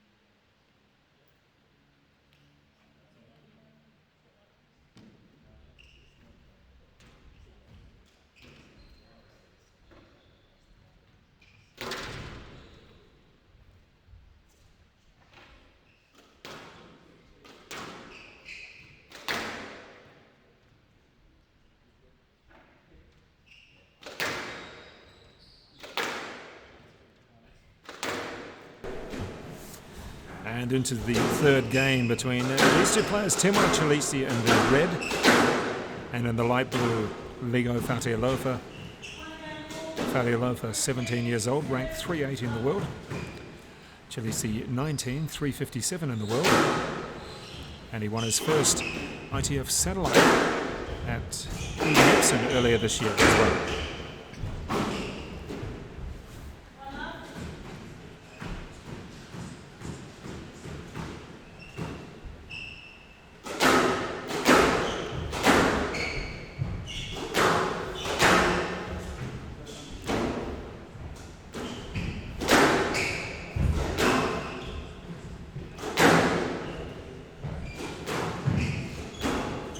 Nice. What do you call that shot? What are we calling it? Oh, Is it defending your body into the front bit of corner a- backhand? yeah, something like that. There's a few shots out there which I wouldn't know a specific name for. Yeah. Oh, great play.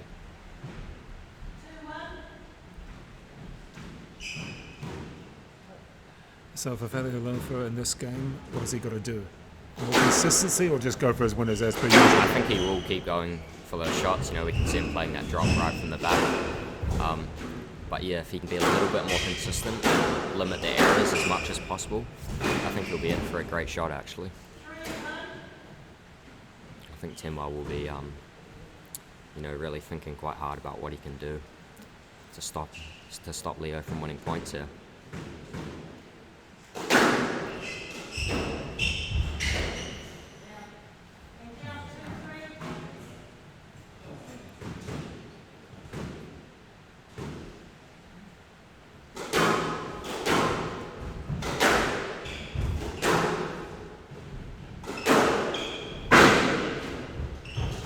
Nice play. Oh, great pick up again. Shot. He recovered very well. Yeah. But Tim still had the opportunity in the front there to put it away wherever he wanted. What about on the court? Is it? I mean, we know it's cold outside, but did you manage to warm up when you were on the court earlier today? Yeah, I tried to have a little bit of a hit before the match, about 10 minutes or so, just to see how the court's playing, because it can be different every day, or in the morning and at night. The court can play completely different. You must love playing on a glass court, though. Yeah, it is pretty cool to be able to play on it. The only one in New Zealand, I believe. And yeah, the first time I played on it, I'll say I definitely didn't like it at all, because wasn't used to it. But spending more time on it, it's really, really nice to play on.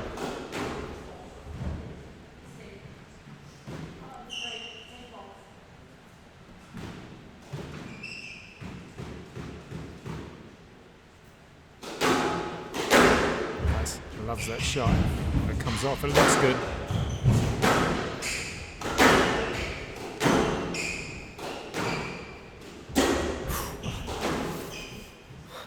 It's gone for everything. Probably didn't need to go quite so far on that one. He was in the point. He was dominating almost. Nice play.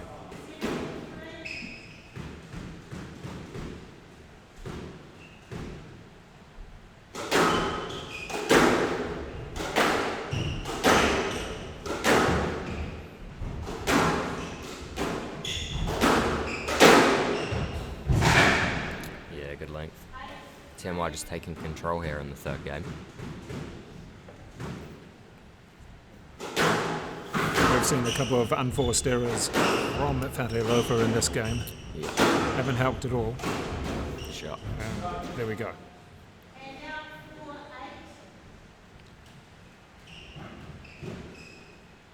So he's still going for those shots. Unforced error, then winner. Yeah.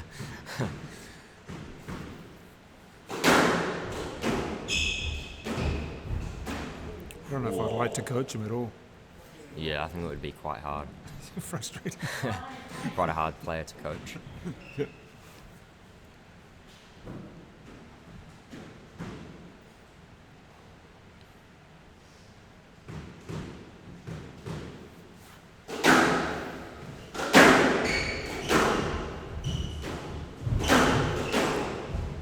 play.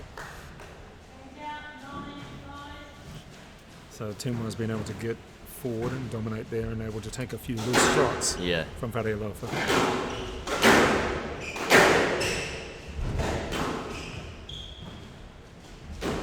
Slice on that. Ooh, going for that one again. Just trying for too much. I mean, you Yeah. go for your winner, but you could go for Just a that much few for a too winner. many errors, I think, in this game so far. Yeah, so it's go for a winner, but don't go for that much of a winner. Yeah, which is something I don't think you can really tell Leo. He's going to go for it anyway. Yeah.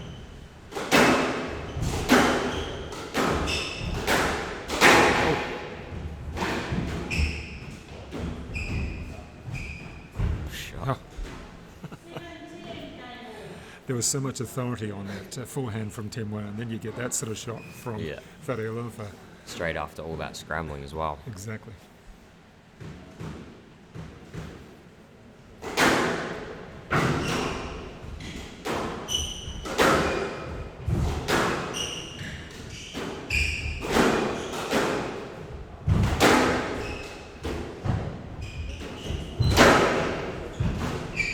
Nice.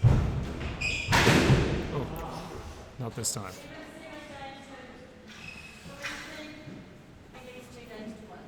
And a late surge by Fatialofa, but in the end it was Chileshe taking the third game to lead 2 games to 1.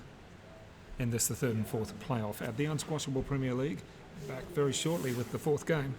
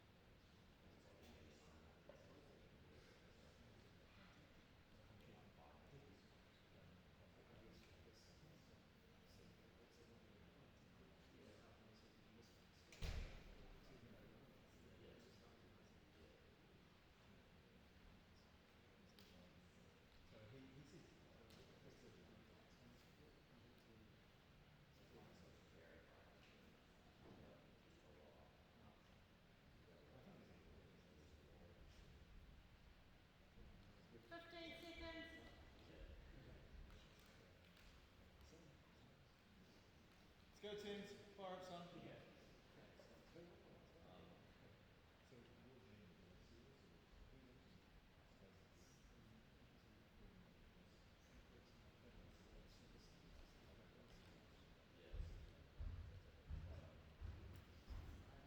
Time.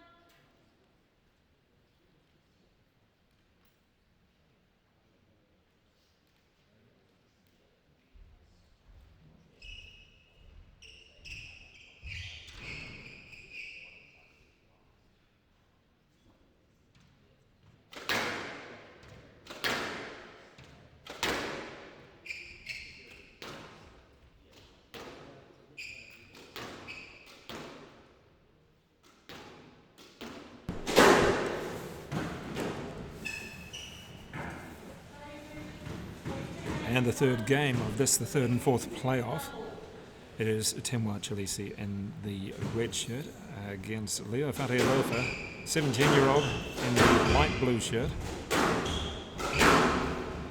And we've seen what we've expected from Fatialofa, plenty of shot making. Won the first, dropped the next two though, and Jack Conder, this is going to plan or going to pattern for Temwa. Yeah. It'll be interesting to see what happens here. Personally, I think if Temwa, stays in it, great shot there. If he stays in it like he did in the last game, Yep. I think he'll come out with the win. But you just never know with Leo. Yeah, that's what makes him interesting to watch. Yeah, You really great, don't know. great player to watch. Probably one of the best players.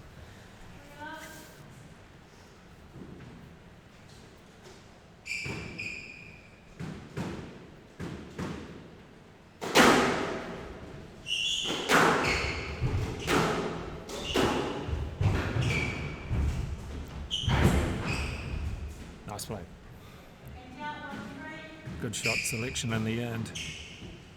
And Fatialofa all over the court, and then the little drop into the backhand. Jesus.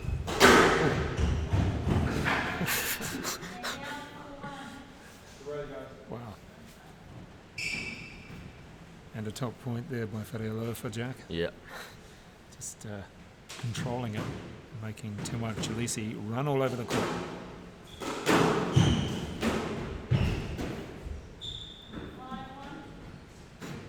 Another one of those fast starts. Yeah, it's gotta watch for him. probably a minute and a half so far this game.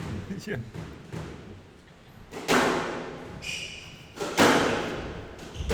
Sharp. Yeah, Temwa's going to have to do something here. Get it a little bit tighter.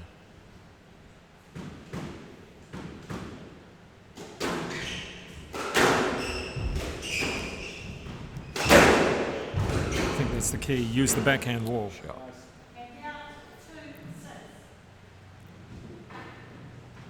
If Temwa can use that backhand wall a lot, he knows after 3 shots, Fatialofa is going to go across. Yeah.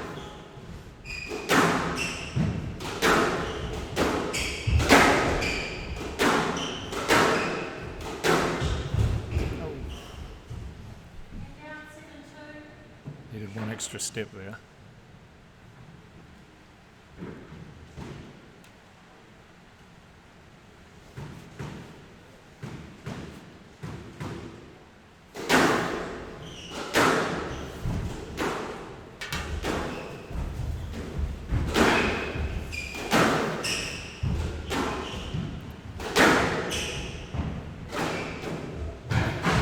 Good touch. Good angle.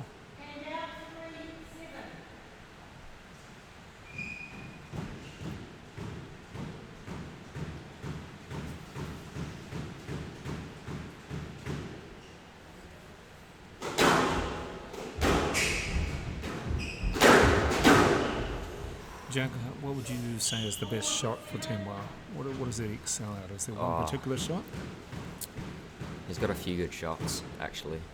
When he's played me, I've always thought his post has been quite good and always caught me out. But yeah, he has a bunch of great shots that he can play. He's got a lot of power, as you can tell from his large frame.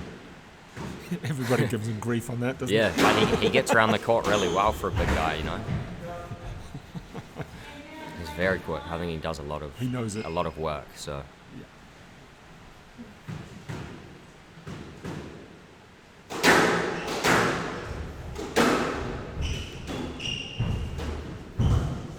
Oh, nice.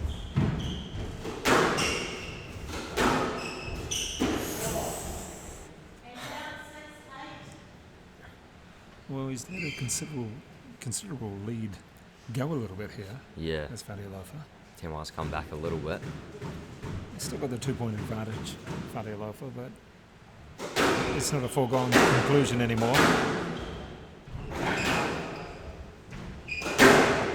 Shot. Nice. Let that drop a long way before he took the shot. Yeah.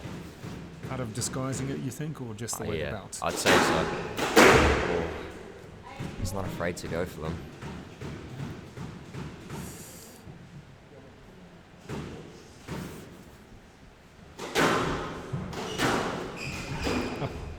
That's good play.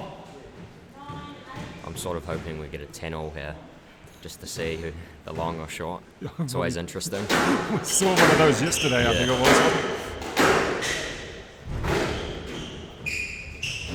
Yeah, good shot.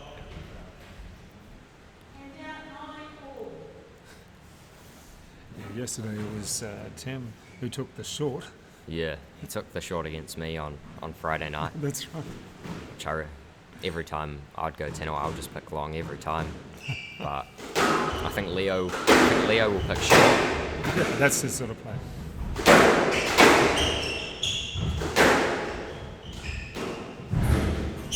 Ooh.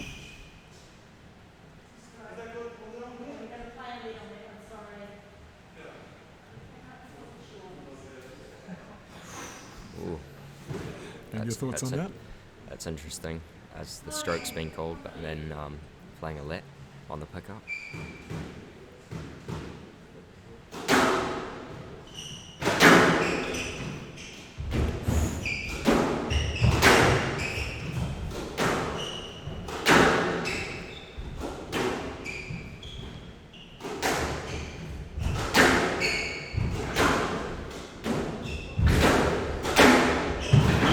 Leo gets a lot of balls back. All corners of the court, but Tim was able to take the volley in the end. Gee.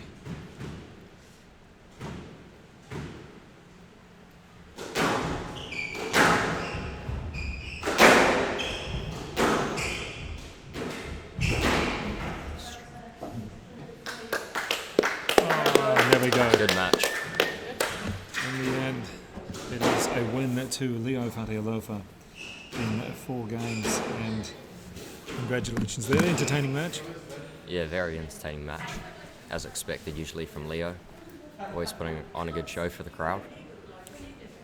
Jack, in the end, Tim was able to be consistent when he needed to be, and Yeah. had a bit of a plan with the backhand side, perhaps. And Yeah, I think he was consistent enough and took his shots when they were there to play, set the points up well. Yeah, so a good win there. That is a third place for Teamwide Chileshe in week 2 of the Unsquashable Premier League. And Jack Conder, appreciate your time and well done for the last 2 weeks. Yep. And we'll see you back for the third week, no doubt, as well. So thank you very much for your time today, mate. Cheers.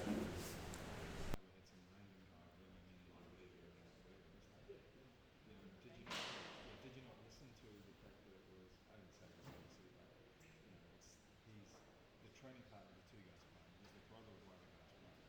He's a PSA player. Oh, And he's what doing about commentary. Louis? Yeah, and he's doing commentary. And this guy What's the was just an influence. He's only he's doing another good job. too much sun in Florida? I don't know. Yeah. What's the problem?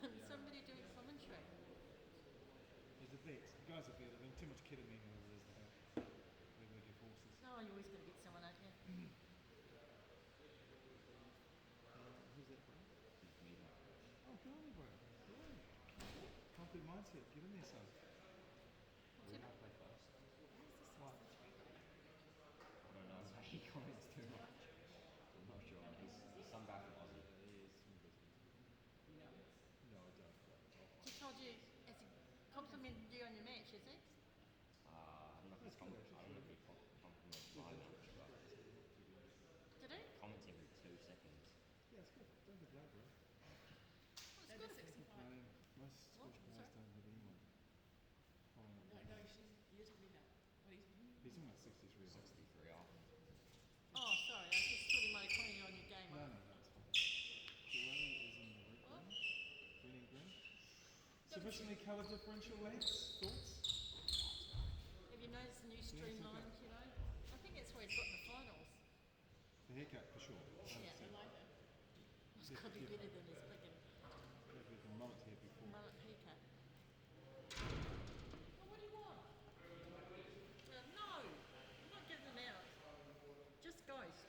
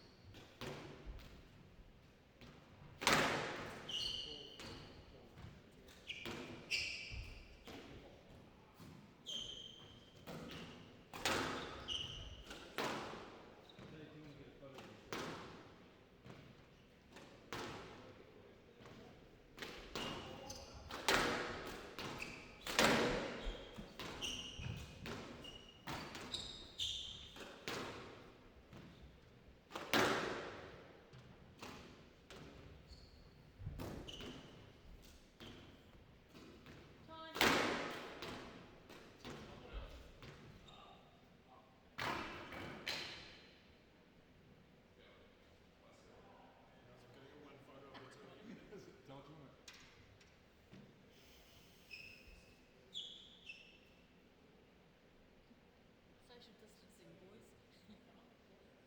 I just now. I know. I just think it's so close to each other. Tell the government.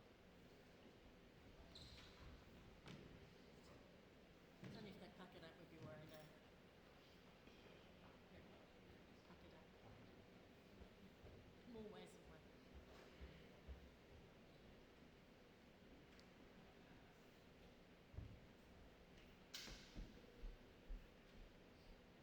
Well done, champ. There you go.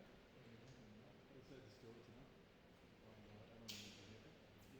Squash has had a good promotion last few weeks, isn't it? Really good. We're a long spot from everyone. New members at Henderson. Pardon? Got some new members at Henderson. Yeah, well that's good because it was a good, decent amount of time on the sport. I mean, I was sick of listening about the Warriors. So who was serving? Thank you.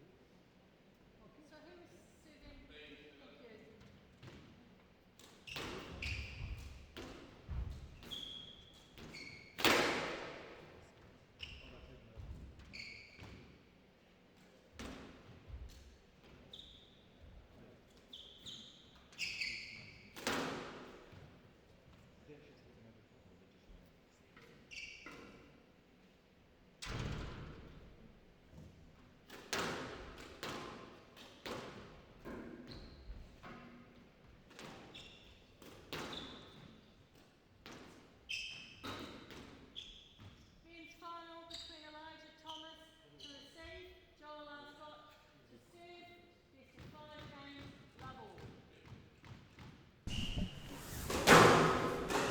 And now underway with the final of week 2. This is Joel Arscott in the dark green against Elijah Thomas in the, we'll call it a lighter green, Shelley Kitchen. Lighter green there for Elijah Thomas. Fluorescent green, I think. Okay, we'll go for that one.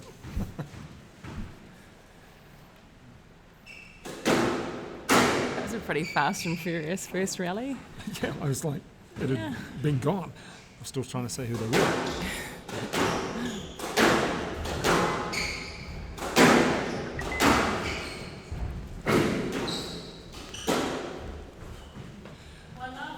And just so people know, Joel Arscott was the finalist last week, and Elijah Thomas was beaten in the, well, in fact, he won the 3rd and 4th.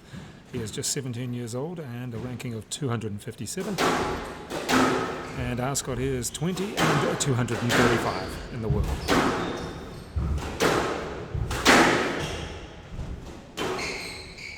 These two played in the semi-finals last week, didn't they? Yeah, they did. That's correct. I think it's a pretty good start at the moment from both of them, just sort of feeling out each other's length and trying to dominate that tee as much as they can. Yeah, really good tempo at the moment in the first couple of rallies. So Joel's just maybe trying to slow it down a little bit. Actually, Elijah as well. So yeah, it's good to see the guys trying to sort of find their length really quite early on in this match. Well, what we found yesterday with Elijah Thomas was that he was incredibly fired up against Chileshe, and the odd fist pump and the enthusiastic yeah. Yeah, I think Tim was been playing really well this year. He did really well in the PSA Satellites, the Auckland Summer Series. Made the final in Henderson. Yeah, and won Eden Epsom. So he's definitely sort of one of the players to beat in this Premier League match over 4 weeks.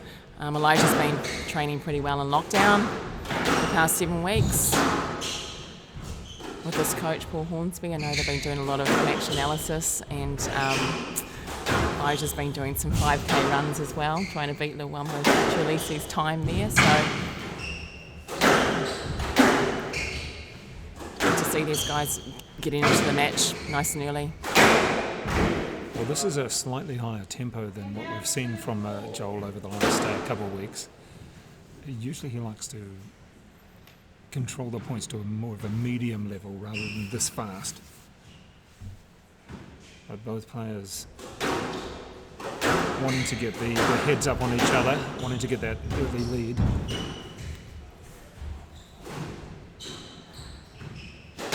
Yeah, I think he wants to maybe try and hurry Elijah up a little bit. Trying to get onto the ball quite early and volley it a lot. I think Elijah likes that sort of slow tempo. So I think Joel just sort of bit off guard there with a quick volley short by Elijah. So, but yeah, the guys are really getting into it, like the way they sort of really kind of dominate that tee and volleying everything they can. So yeah, it's a great start from both of the players. Yeah, nice shot out of the reach this time. And let us know if you're around the world watching squash, been able to play in New Zealand over the last week. So feel free to come on through.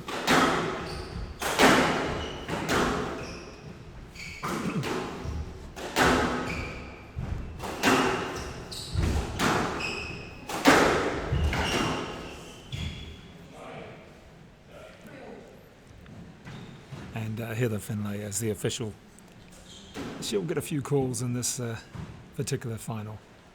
Certainly as the tournament progresses, the calls, the questions do come thick and fast. Yeah, I think that shot there was just a pretty basic let, just a little bit of interference around the tee, so...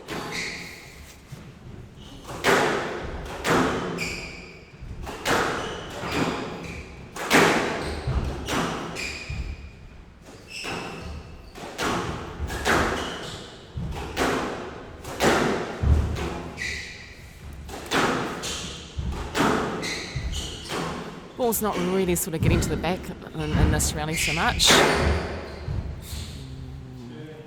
Well, that was one of the longer rallies down the backhand side. We hadn't really seen that today, but we knew that we were going to see backhand because yesterday Elijah Thomas said it was his weapon. He loves backhands.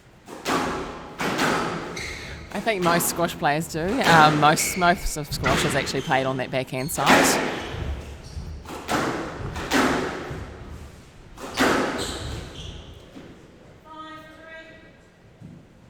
Yeah, Joel is definitely finding his length at the moment. Hitting those corners, really well with a nice tempo, dying length.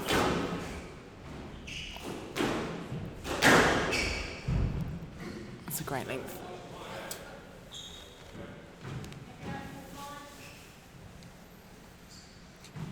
Still early stages in this final. No player being able to get a decent lead. Sticking to each other.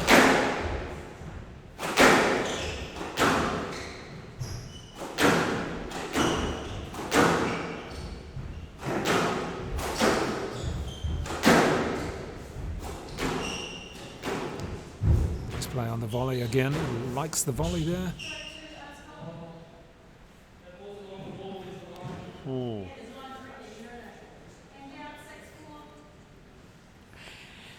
Heather's not taking any nonsense today. Exactly.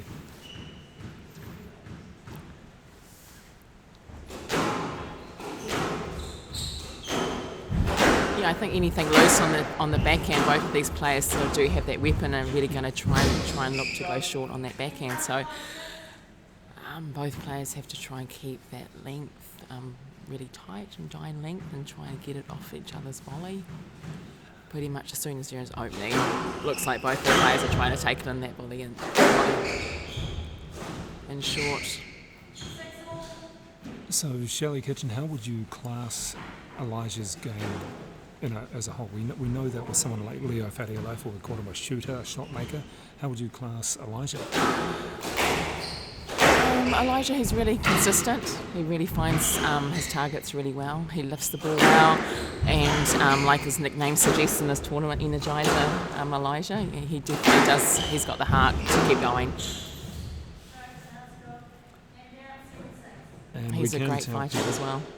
We can tell people around the world that yes, we are live. We are definitely alive right now, and this is definitely going on in Auckland, New Zealand at SquashXL. Oh, completely false shot there. Yeah, Elijah did really well to get it back to 6-4, but Joel's just had a couple of quick points here, taking it to 8-6. I think Elijah probably has to try and regroup.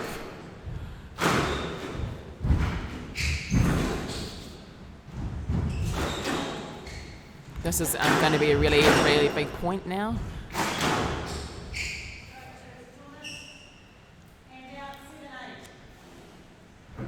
It's a good length from Elijah. Yep. Getting that backhand, forehand, and just force that loose ball from Joel.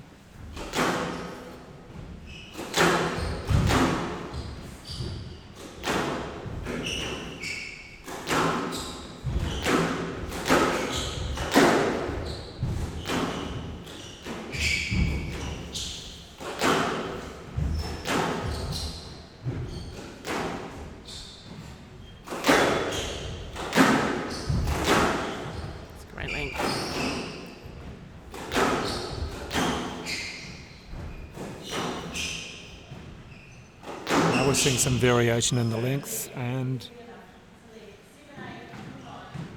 in that rally we saw some variations with the length, both players trying to move forward, but a few balls going back into the corners. Yeah, both really consistent at the moment.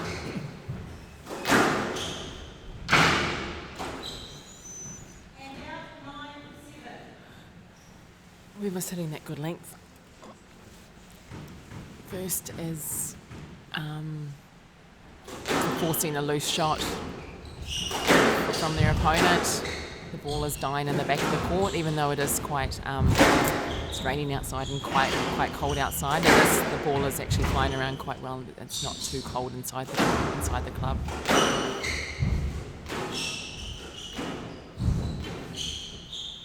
It's a great lob. Another good length from Joel. Elijah's doing everything he can right now just to hang in there and force another loose shot by Joel. Yeah.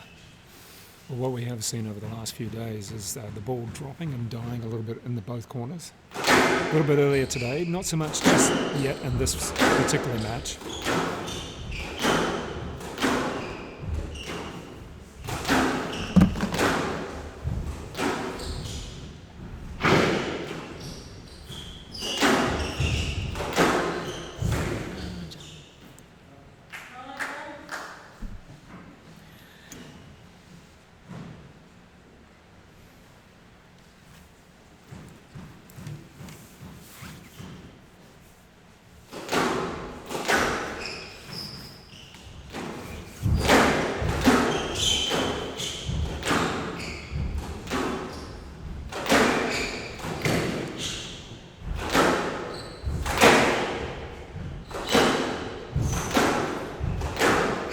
Joel's length has just dropped off a little bit. Sort of really hidden around the service box. It's not really getting to the back of the court. Good play. And that's just let Elijah sort of work the ball around the court a little bit more. Well, there was plenty of patience in that rally from Elijah Thomas, and then able to use the drop to actually get the point. Now, game ball. Definitely like to see Joel get his length a little bit more towards the end of this game. That's better. Getting to the back. It's a really tight ball. It's a really good pick up from Joel. Get himself back into the rally.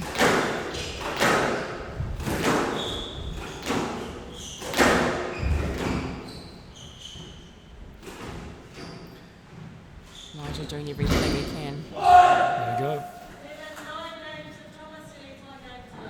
And the first game to Elijah Thomas in this, the final of week 2 of the Unsquashable Premier League here at SquashXL. So the 17-year-old Elijah Thomas taking that first game 11-9 against Joel Arscott, who is, well, he was in the rally, and Shelley Kitchen, was this what we should have expected in that first game? It was no one really gaining a significant lead? Yeah, they both started really quite well. Both came out firing, trying to get the length and trying to dominate that tee. Elijah did really well, just sort of getting that ball back, throwing up a few lobs from the front of the court. I think Joel's length in the end was a bit too short and wasn't getting to the back court enough, and that just Elijah could just get in front a little bit more and play a few straight balls into the front. All right, we'll be back with the second game in just a moment between these two in the final, Elijah Thomas and Joel Arscott.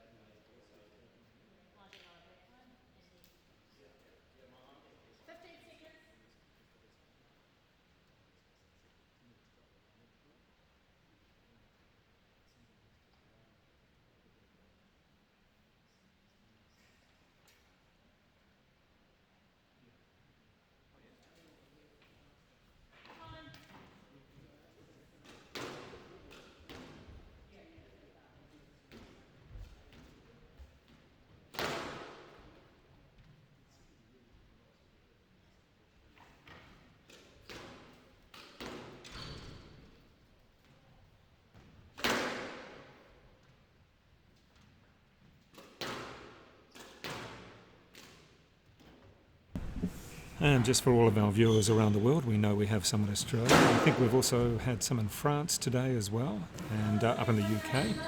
And we can tell you that earlier on in the third and fourth playoff, it was a win to Chileshe over Leo Fatialofa. That one in 4 games there, so Chileshe.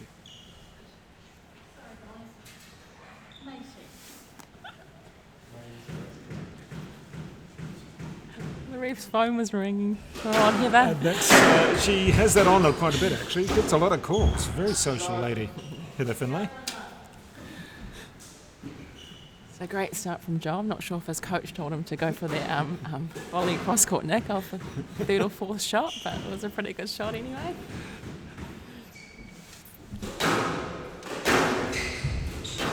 Well, so far the standard has been very high in that first game. And we really have seen another step up from week 1 for Elijah Thomas. In week 1 he was solid, however so far in week 2 he's been very impressive with his performance. Oh, another cross-court nick from Joel there, so...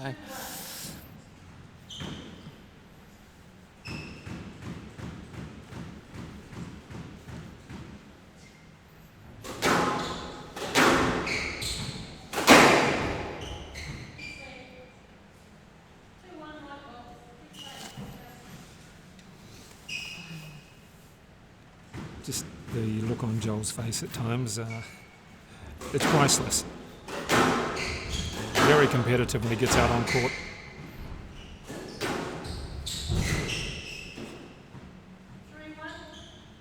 Maybe a little new tactic from Joel. Yeah. The cross-court nicks, maybe using the height a little bit more. Mixing up a bit.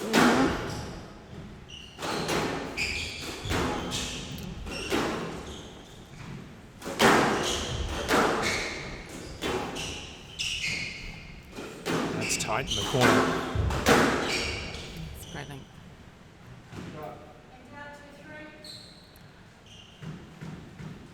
Just needs to find that side wall, I think, with that cross.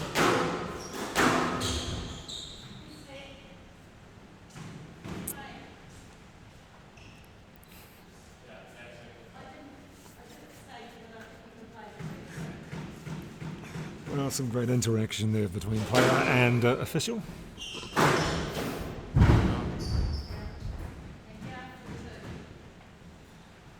And now the 2-point lead.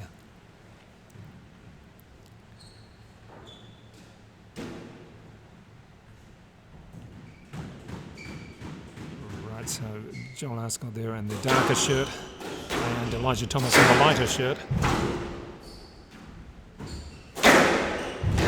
Nice recovery again.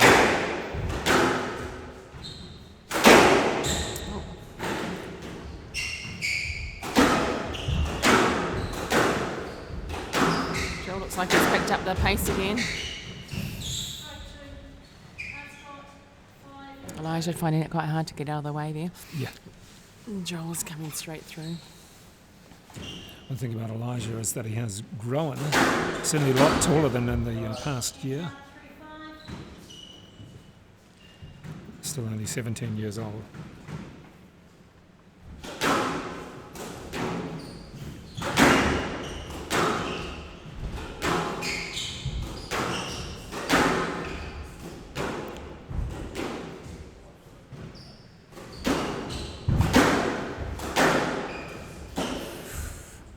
Guide it. Just a little bit more height. It was close to covering. Yeah, I think Elijah was a bit shocked that the ball sort of came back onto his racket there.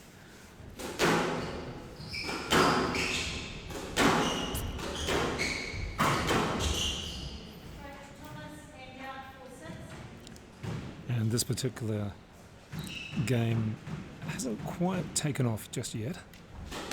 Both players just, it seems, restarting the match, feeling their way into it.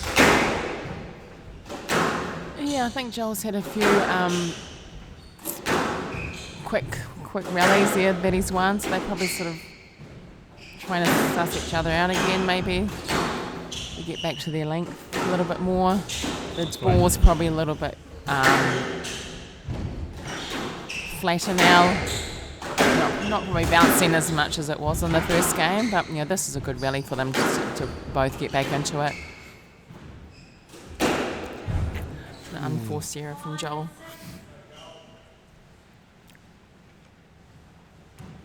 Well, Shelley Kitchen, you've played on this court or trained on this court a few times. How have you found it? Oh, it's a lovely court. Yeah, glass courts are always really nice to play. The sound's really nice, so when you're hitting it well, you do definitely get a good length when you're striking the ball. Timing, when your timing's right. But yeah, it's a really really nice court, and whenever you play on a glass court, your level does. Bit of false footwork there. He just couldn't quite get over his feet to move.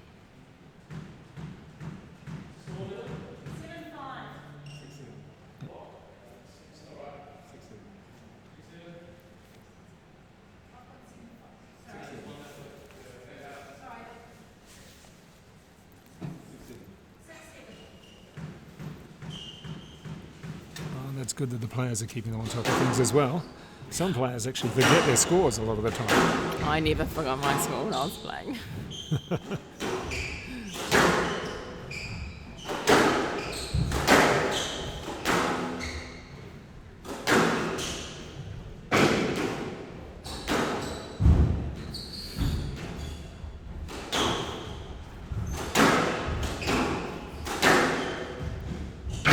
Great shot from Joel.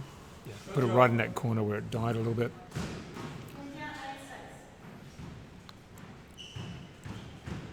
So they had Elijah moving back to that forehand corner. Elijah was probably predicting Joel was going to go straight, and Joel just flipped it over with a really good length.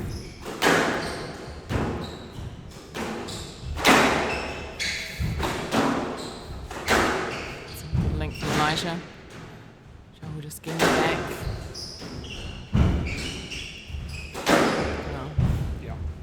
Good play by Joel. Held his ground and took the shot. It was always going to be difficult for Elijah Thomas to go whichever way Joel put it. Elijah was scrambling through that rally, and it's actually started off with Joel's good length.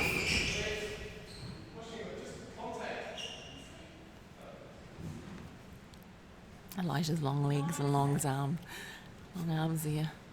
Joel finding it quite hard to get through him.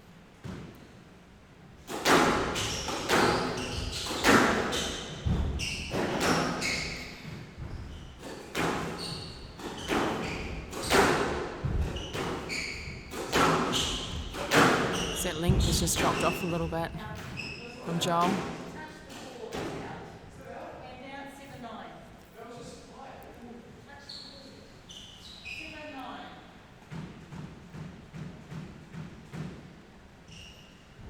Let's see if we can get the focus back by Joel.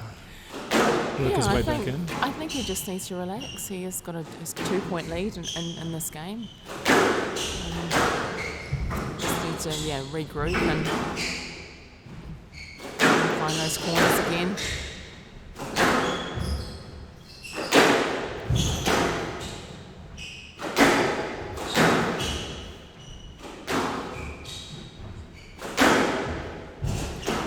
Of those crosses from Joel into the forehand corners. It's quite good play if it's.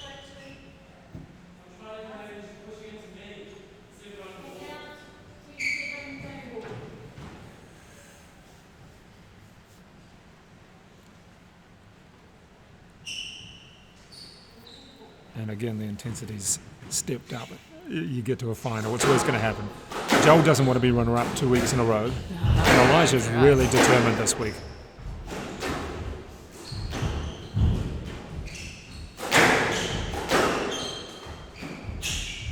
Oh, that's a beautiful shot. Yep.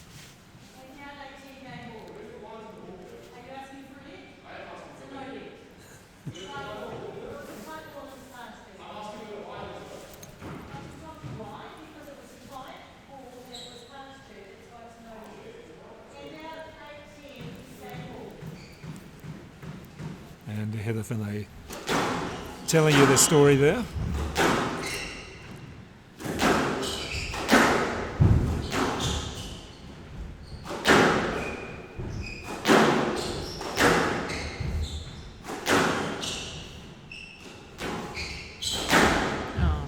Nice play.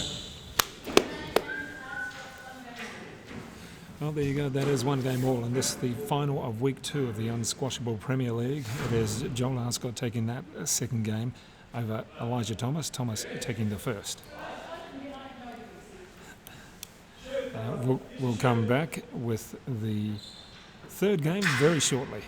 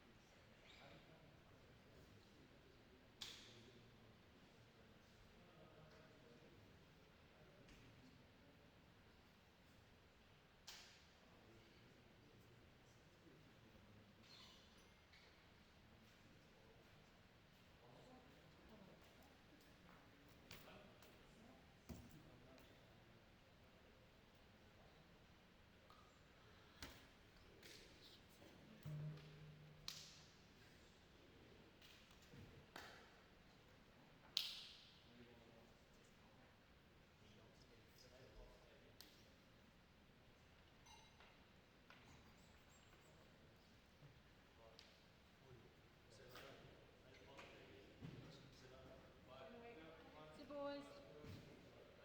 See you next week.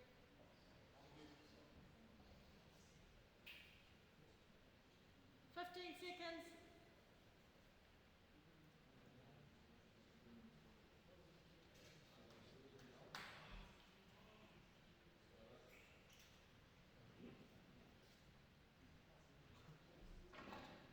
Time.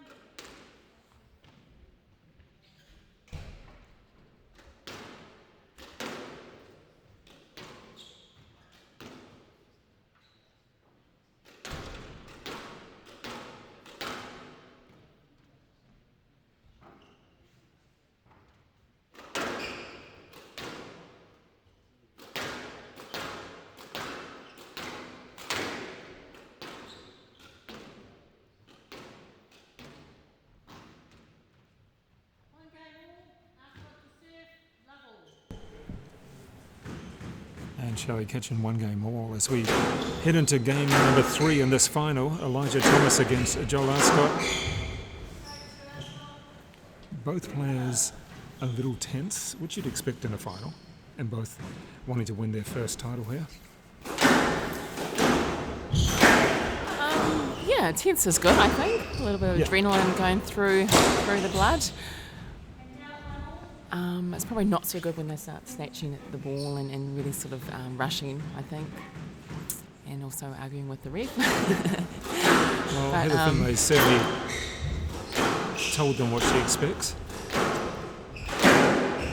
Yeah, Heather's been refereeing here for many years, and she's been coming to PSA tournaments in New Zealand for many, many years. So she's got a lot of experience, and she's watched and refs these players a lot. So she definitely understands sort of their movement and in and out of the ball and things like that. So yeah, it's great for her to come along and help.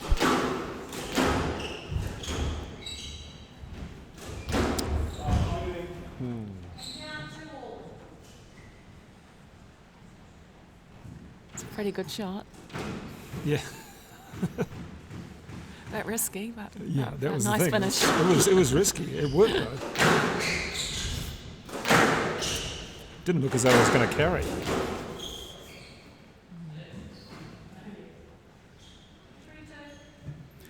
Bit of a miss hit there, but Elijah was too far behind. Yeah.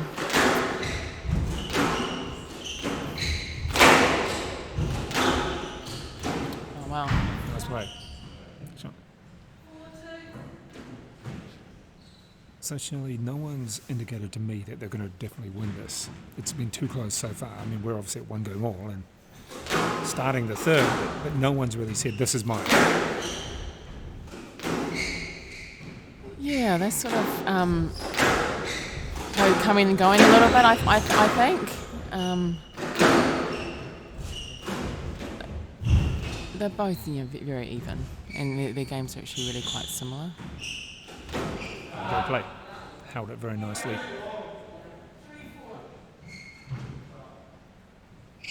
Great little flick shot there from Elijah. You don't really see him use that shot often.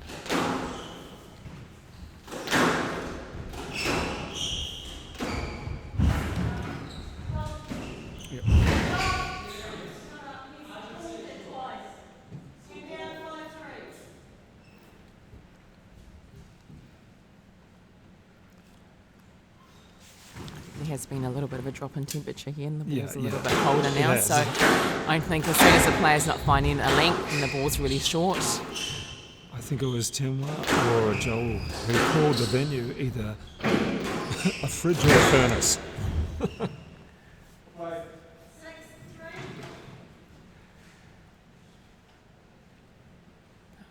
Elijah's trying to lift that ball, lift it over Joel, trying to get back to the court, but Joel's really standing his ground and that tee.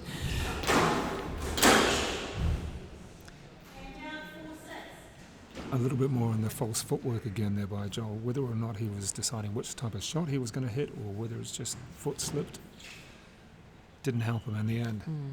It was definitely the right shot to play.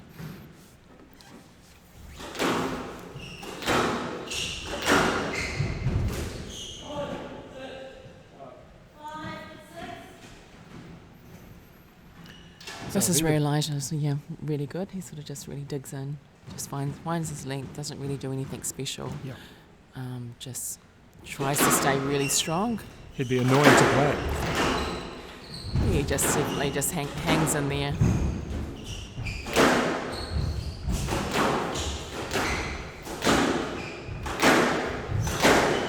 Joel's sort of trying to go back to dominating that tee again.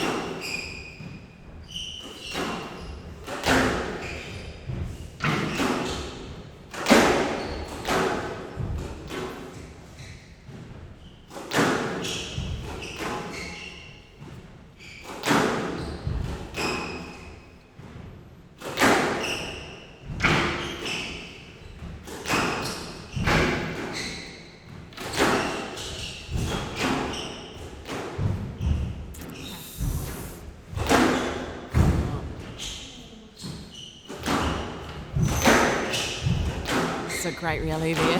I think Elijah might query that pick up from Joel. I think he will. Back in it. It's a great shot. Yeah.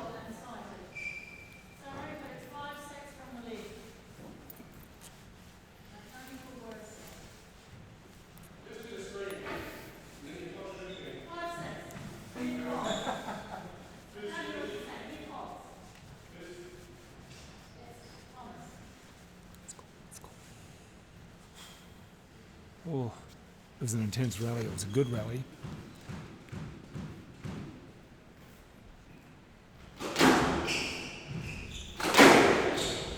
That's a great length. Yeah.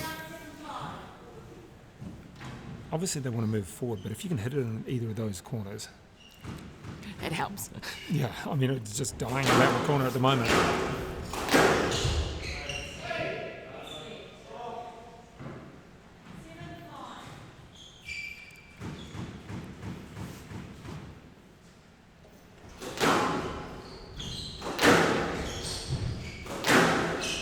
Pace of the game at this point of the game is really good. I'm impressed with these guys. Joel is looking pretty fresh at the moment, I think. Yeah.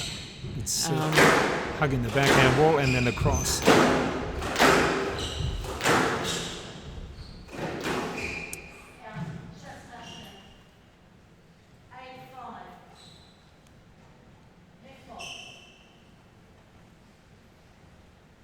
So they got the 3-point lead, which has been very difficult to get 3 points from either player.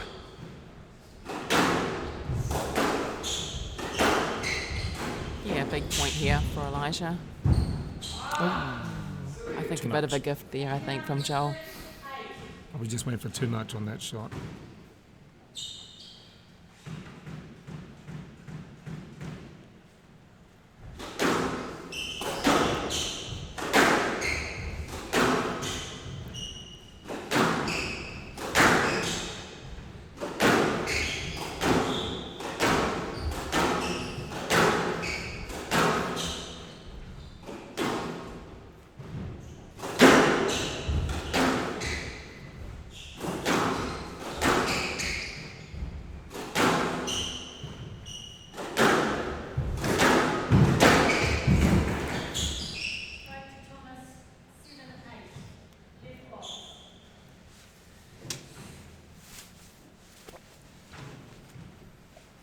Well, the pace definitely increased on that one. Both players, I think, feeling it a little bit. They're both fit.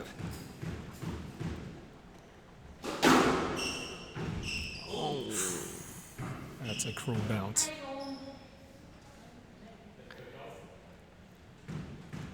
It's a very cruel bounce, isn't it?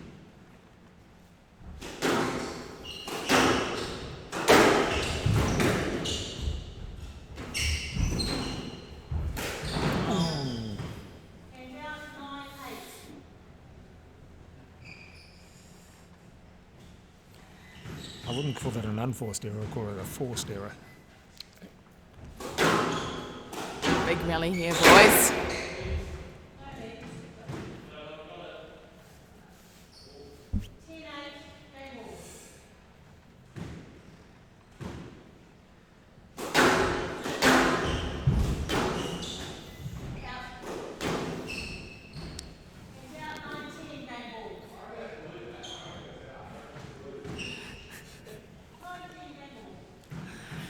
Alright, it's getting close. It's getting intense as well.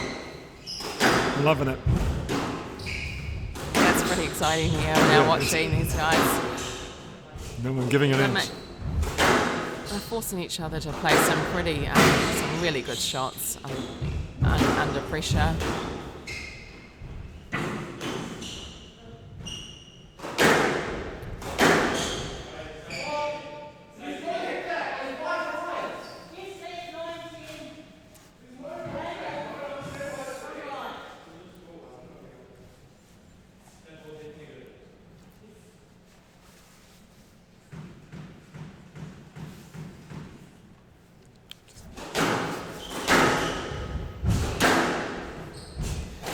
Great shots here. Got that one in the end. Yep, just taking that one. And both players not giving anything there, Shelley Kitchen. It's in many ways it's just great to let them play their shots. We don't really need to say anything from what they're doing. It tells the story. Yeah, they're playing really well, getting fired up. It's a great competition. They're really trying to control that tee.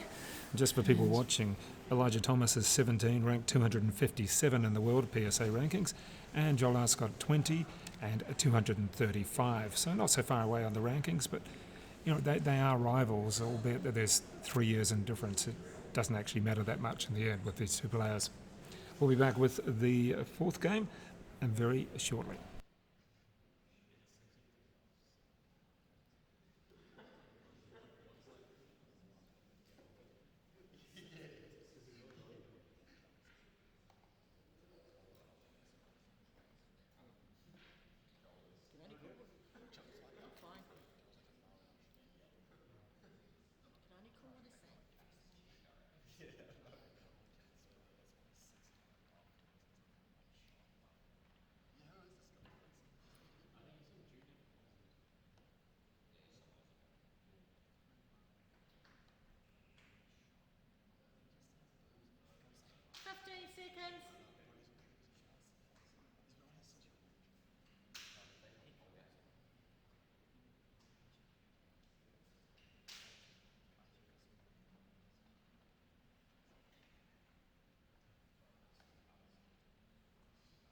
Time.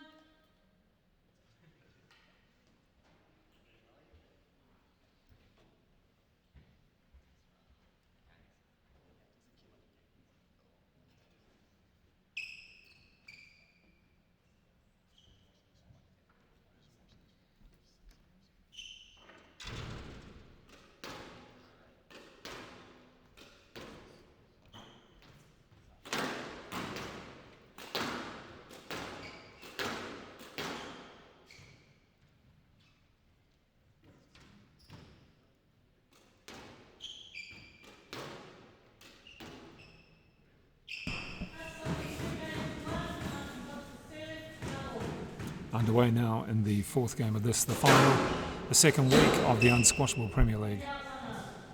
And a nice shot to start there for Elijah Thomas. I think that was off his frame of his racket. Oh, well, we'll take it. The nice shot, isn't it? We'll take it. Elijah Thomas in the white shorts and Joel Arscott in the black shorts.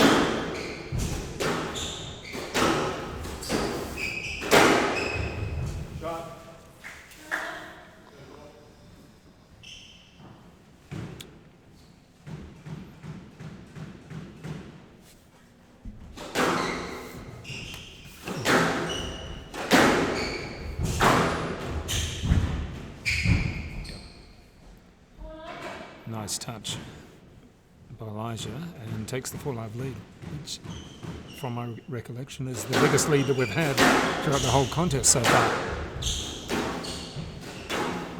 Yeah, I think Joel's just gone for a couple of tricky shots that didn't really go his way. And Yeah. Elijah, yeah, length has been quite good. Joel's got to really kind of regroup now.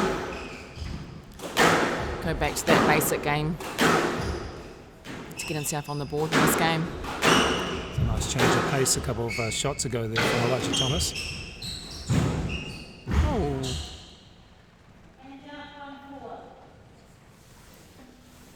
And a bit of play on that shot from Joel.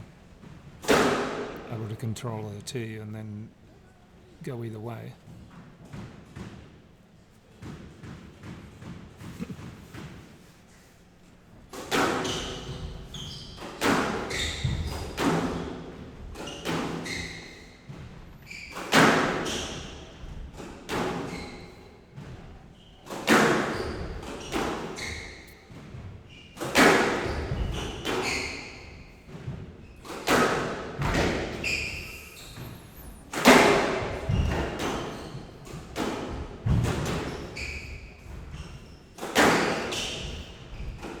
it's really hard to tell sometimes with those Yeah, short balls. it is.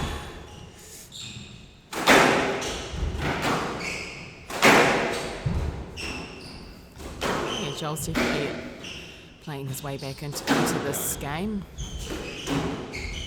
He's controlled this really nicely. Yeah, Elijah, as he does, he just keeps on hanging in there and hanging in there. That shot. We should let people know that for Charlie Kitchen and myself, we are up quite high, and so is the referee as well. So for some shots, it can be a little bit hard to see compared to what the players are seeing, obviously. Then that's for any referee or any commentator.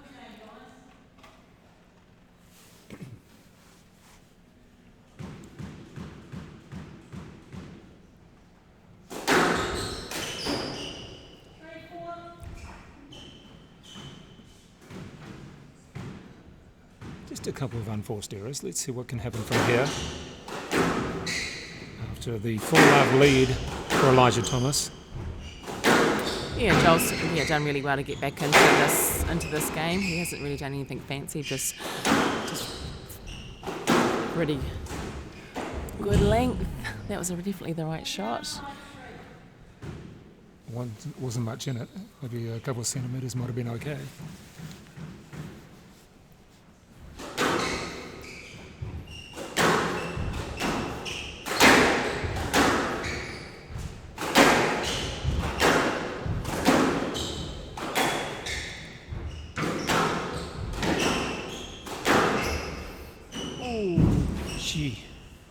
Elijah chose to play that shot was, all throughout the match she has been sort of doing a leap there. It's a great job, Joel. Play. And a double. And this is live squash from Auckland, New Zealand. In New Zealand, we're at level 2, which means you can play squash. Crowds, not so much. Gatherings of 10 at the present time.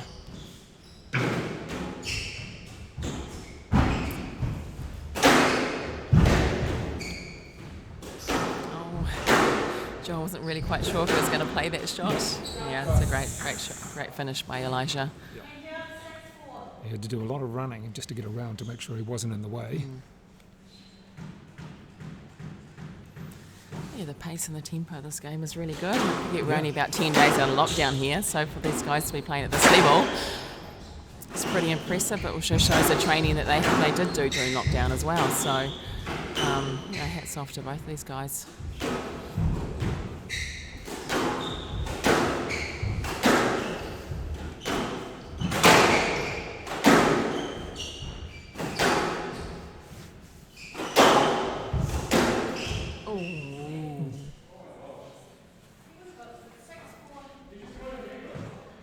A really nice link from Joel.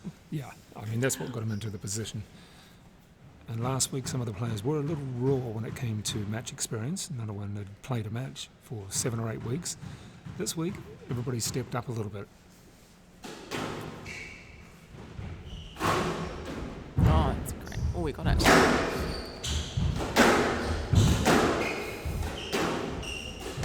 Oh, the top spin there.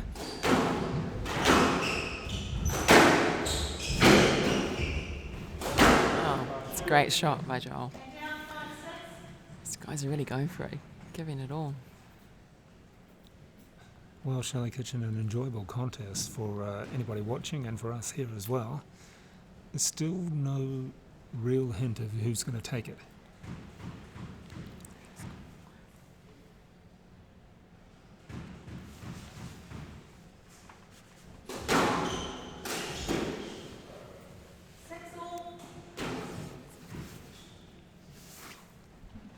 But a couple of points given away.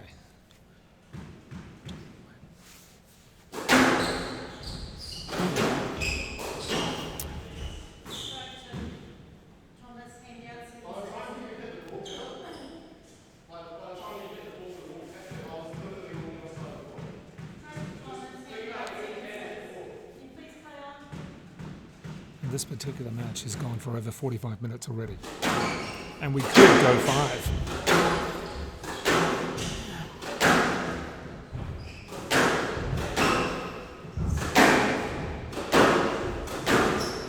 It's a great link.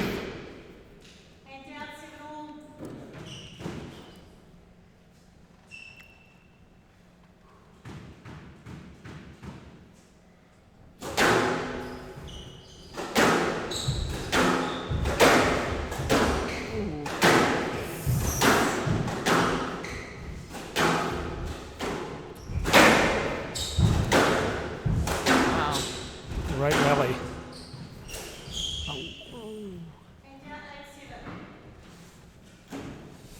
Joel sort of rushed that ball, I think.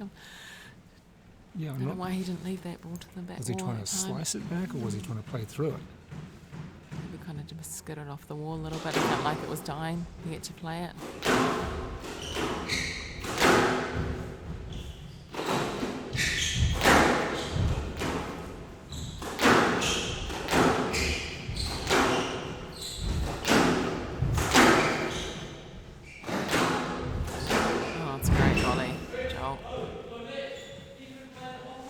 It's quite a high ball.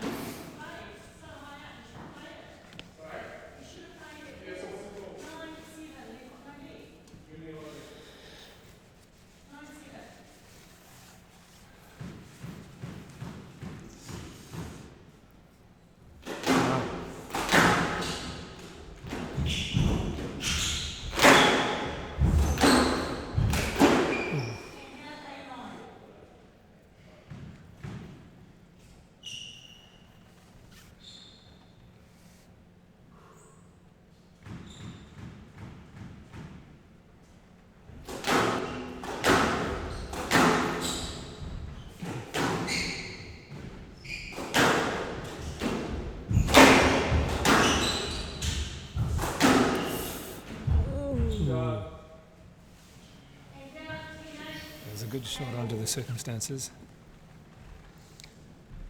Under pressure. Now with the game ball. Take it to 5 maybe. We have been playing for 50 minutes.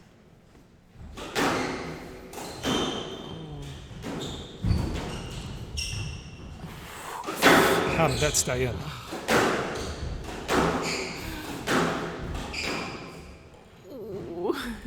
Gee, they're pushing it. Oh, that's a great shot. They're both in.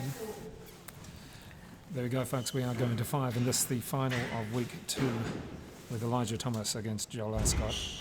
It is going 5. Both players fairly tense when it comes to this one. Back shortly with the 5th game and Shelley Kitchen as commentator.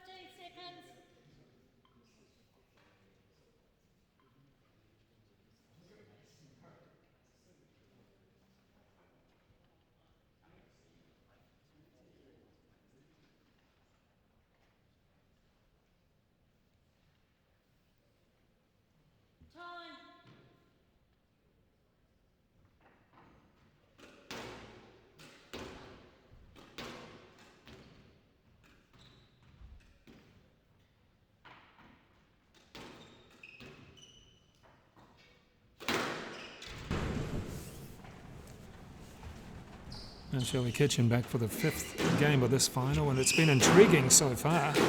We still don't really have much of a hint of who's going to win. Elijah Thomas taking that 4th. We've been playing for over 50 minutes. It's a good long one. It's enjoyable. Yeah, it's really exciting right from the first point. These guys have been giving it all. I think there's been a 4-point lead has been the biggest lead, which was Elijah was in the 4th game. But yeah, it's a really great competition. Oh. There's been some high risk shots. Some have paid off. That one, others not so much. Gee. That's a terrific touch by Joel.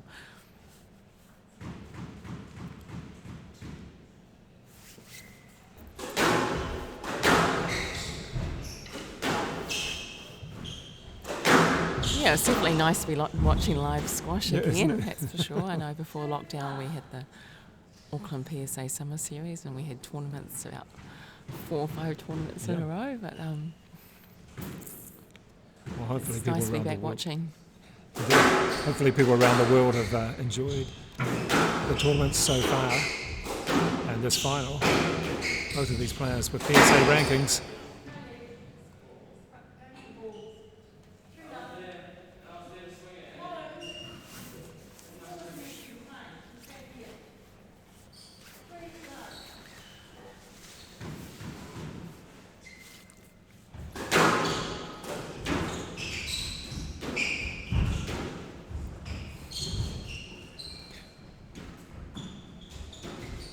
Joel having to scoop that one out of the corner. Nice recovery. Oh, wow. Joel's really good around that middle of the court. Anything he just one step from the tee. Now he's out to the 4-love lead, which is what Elijah had in the fourth. Yeah, it'll be interesting to see what Elijah does now to try and get himself back into this game. Or Joel doesn't do.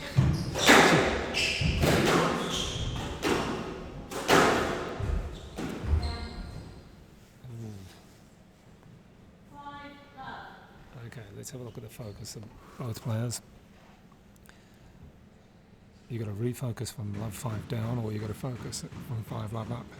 I don't know which is the best Yeah, you option. can't really be complacent at 5 love out, especially in the fifth. Anything can happen. You can sort of, I don't know, if you had a few errors, or your opponent can have a few winners, and then all of a sudden you're sort of 5-3, 5-4, and it starts to get edgy again. So, Yep, shot. but Joel just dominating that tee and getting really good length. Elijah needs to try and get back in front if he can. Maybe lift the ball a little bit more. Use the height on the front north. If he's going to have a shot in this fifth game.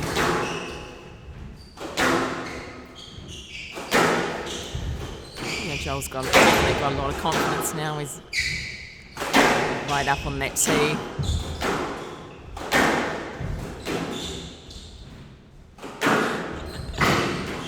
Nearly had his head taken out there.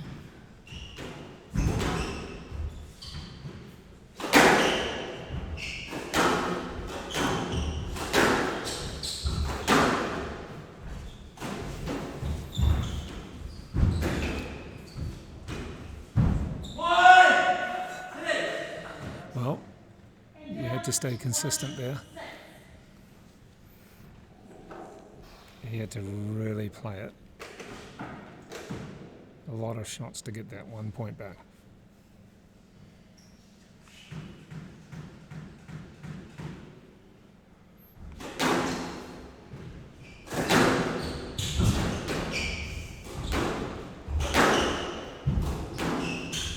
Oh, that's a really tight ball.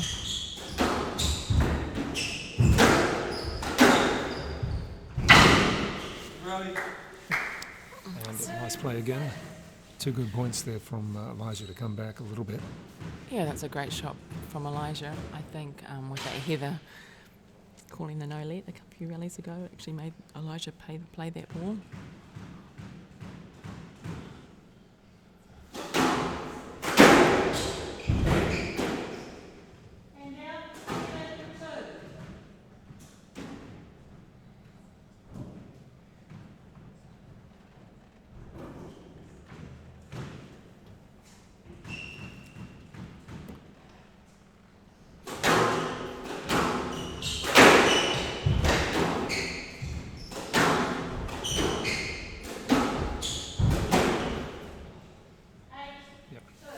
Good change of direction there by Joel.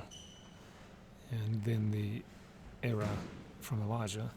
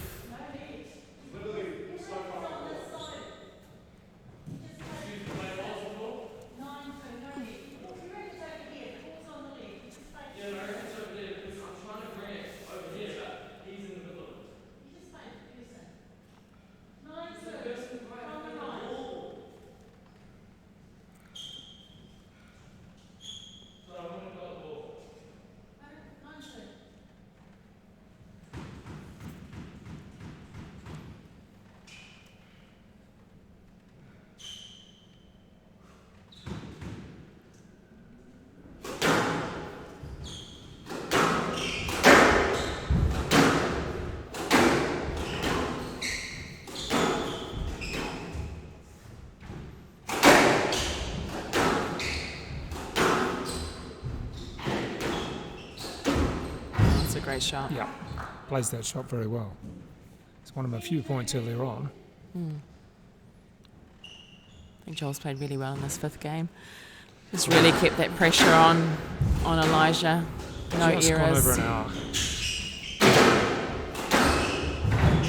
Oh, Elijah nearly did the splits there. Yeah, great skills. Doing everything Get he that can done. to get this ball back. It's great.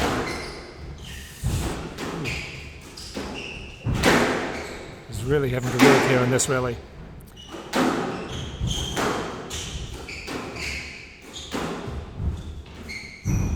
Oh, it's a great shot. Well played. Congratulations to Joel Arscott there, winning the contest in 5 over Elijah Thomas, and that is week 2's winner. Joel Arscott there. Shelley Kitchen, it was tough and pretty intense there all the way through, wasn't it?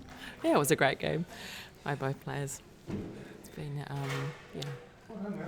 All right, well, congratulations to all players who took part today, and also to organiser John Duncan and the referee Heather Finlay, and thank you very much, Shelley Kitchen. We'll be back next week, and next Friday, in fact, with week 3 of the Unsquashable Premier League.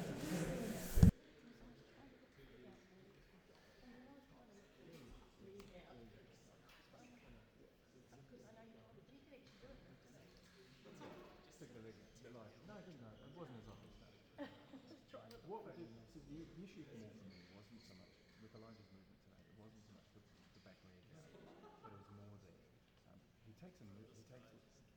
You know, sometimes when he's coming out of the lunge on the forehand, he's slow out of the lunge. So and you gave a stroke on one of them, which was the right call because he's not clearing properly, and then he tends to move to the player as opposed to the scratch. It's venting. It's venting on. All right, I'll see you later. Hey, thanks, Tom. Good to see you. Would you like a drink? I am. I'm having one.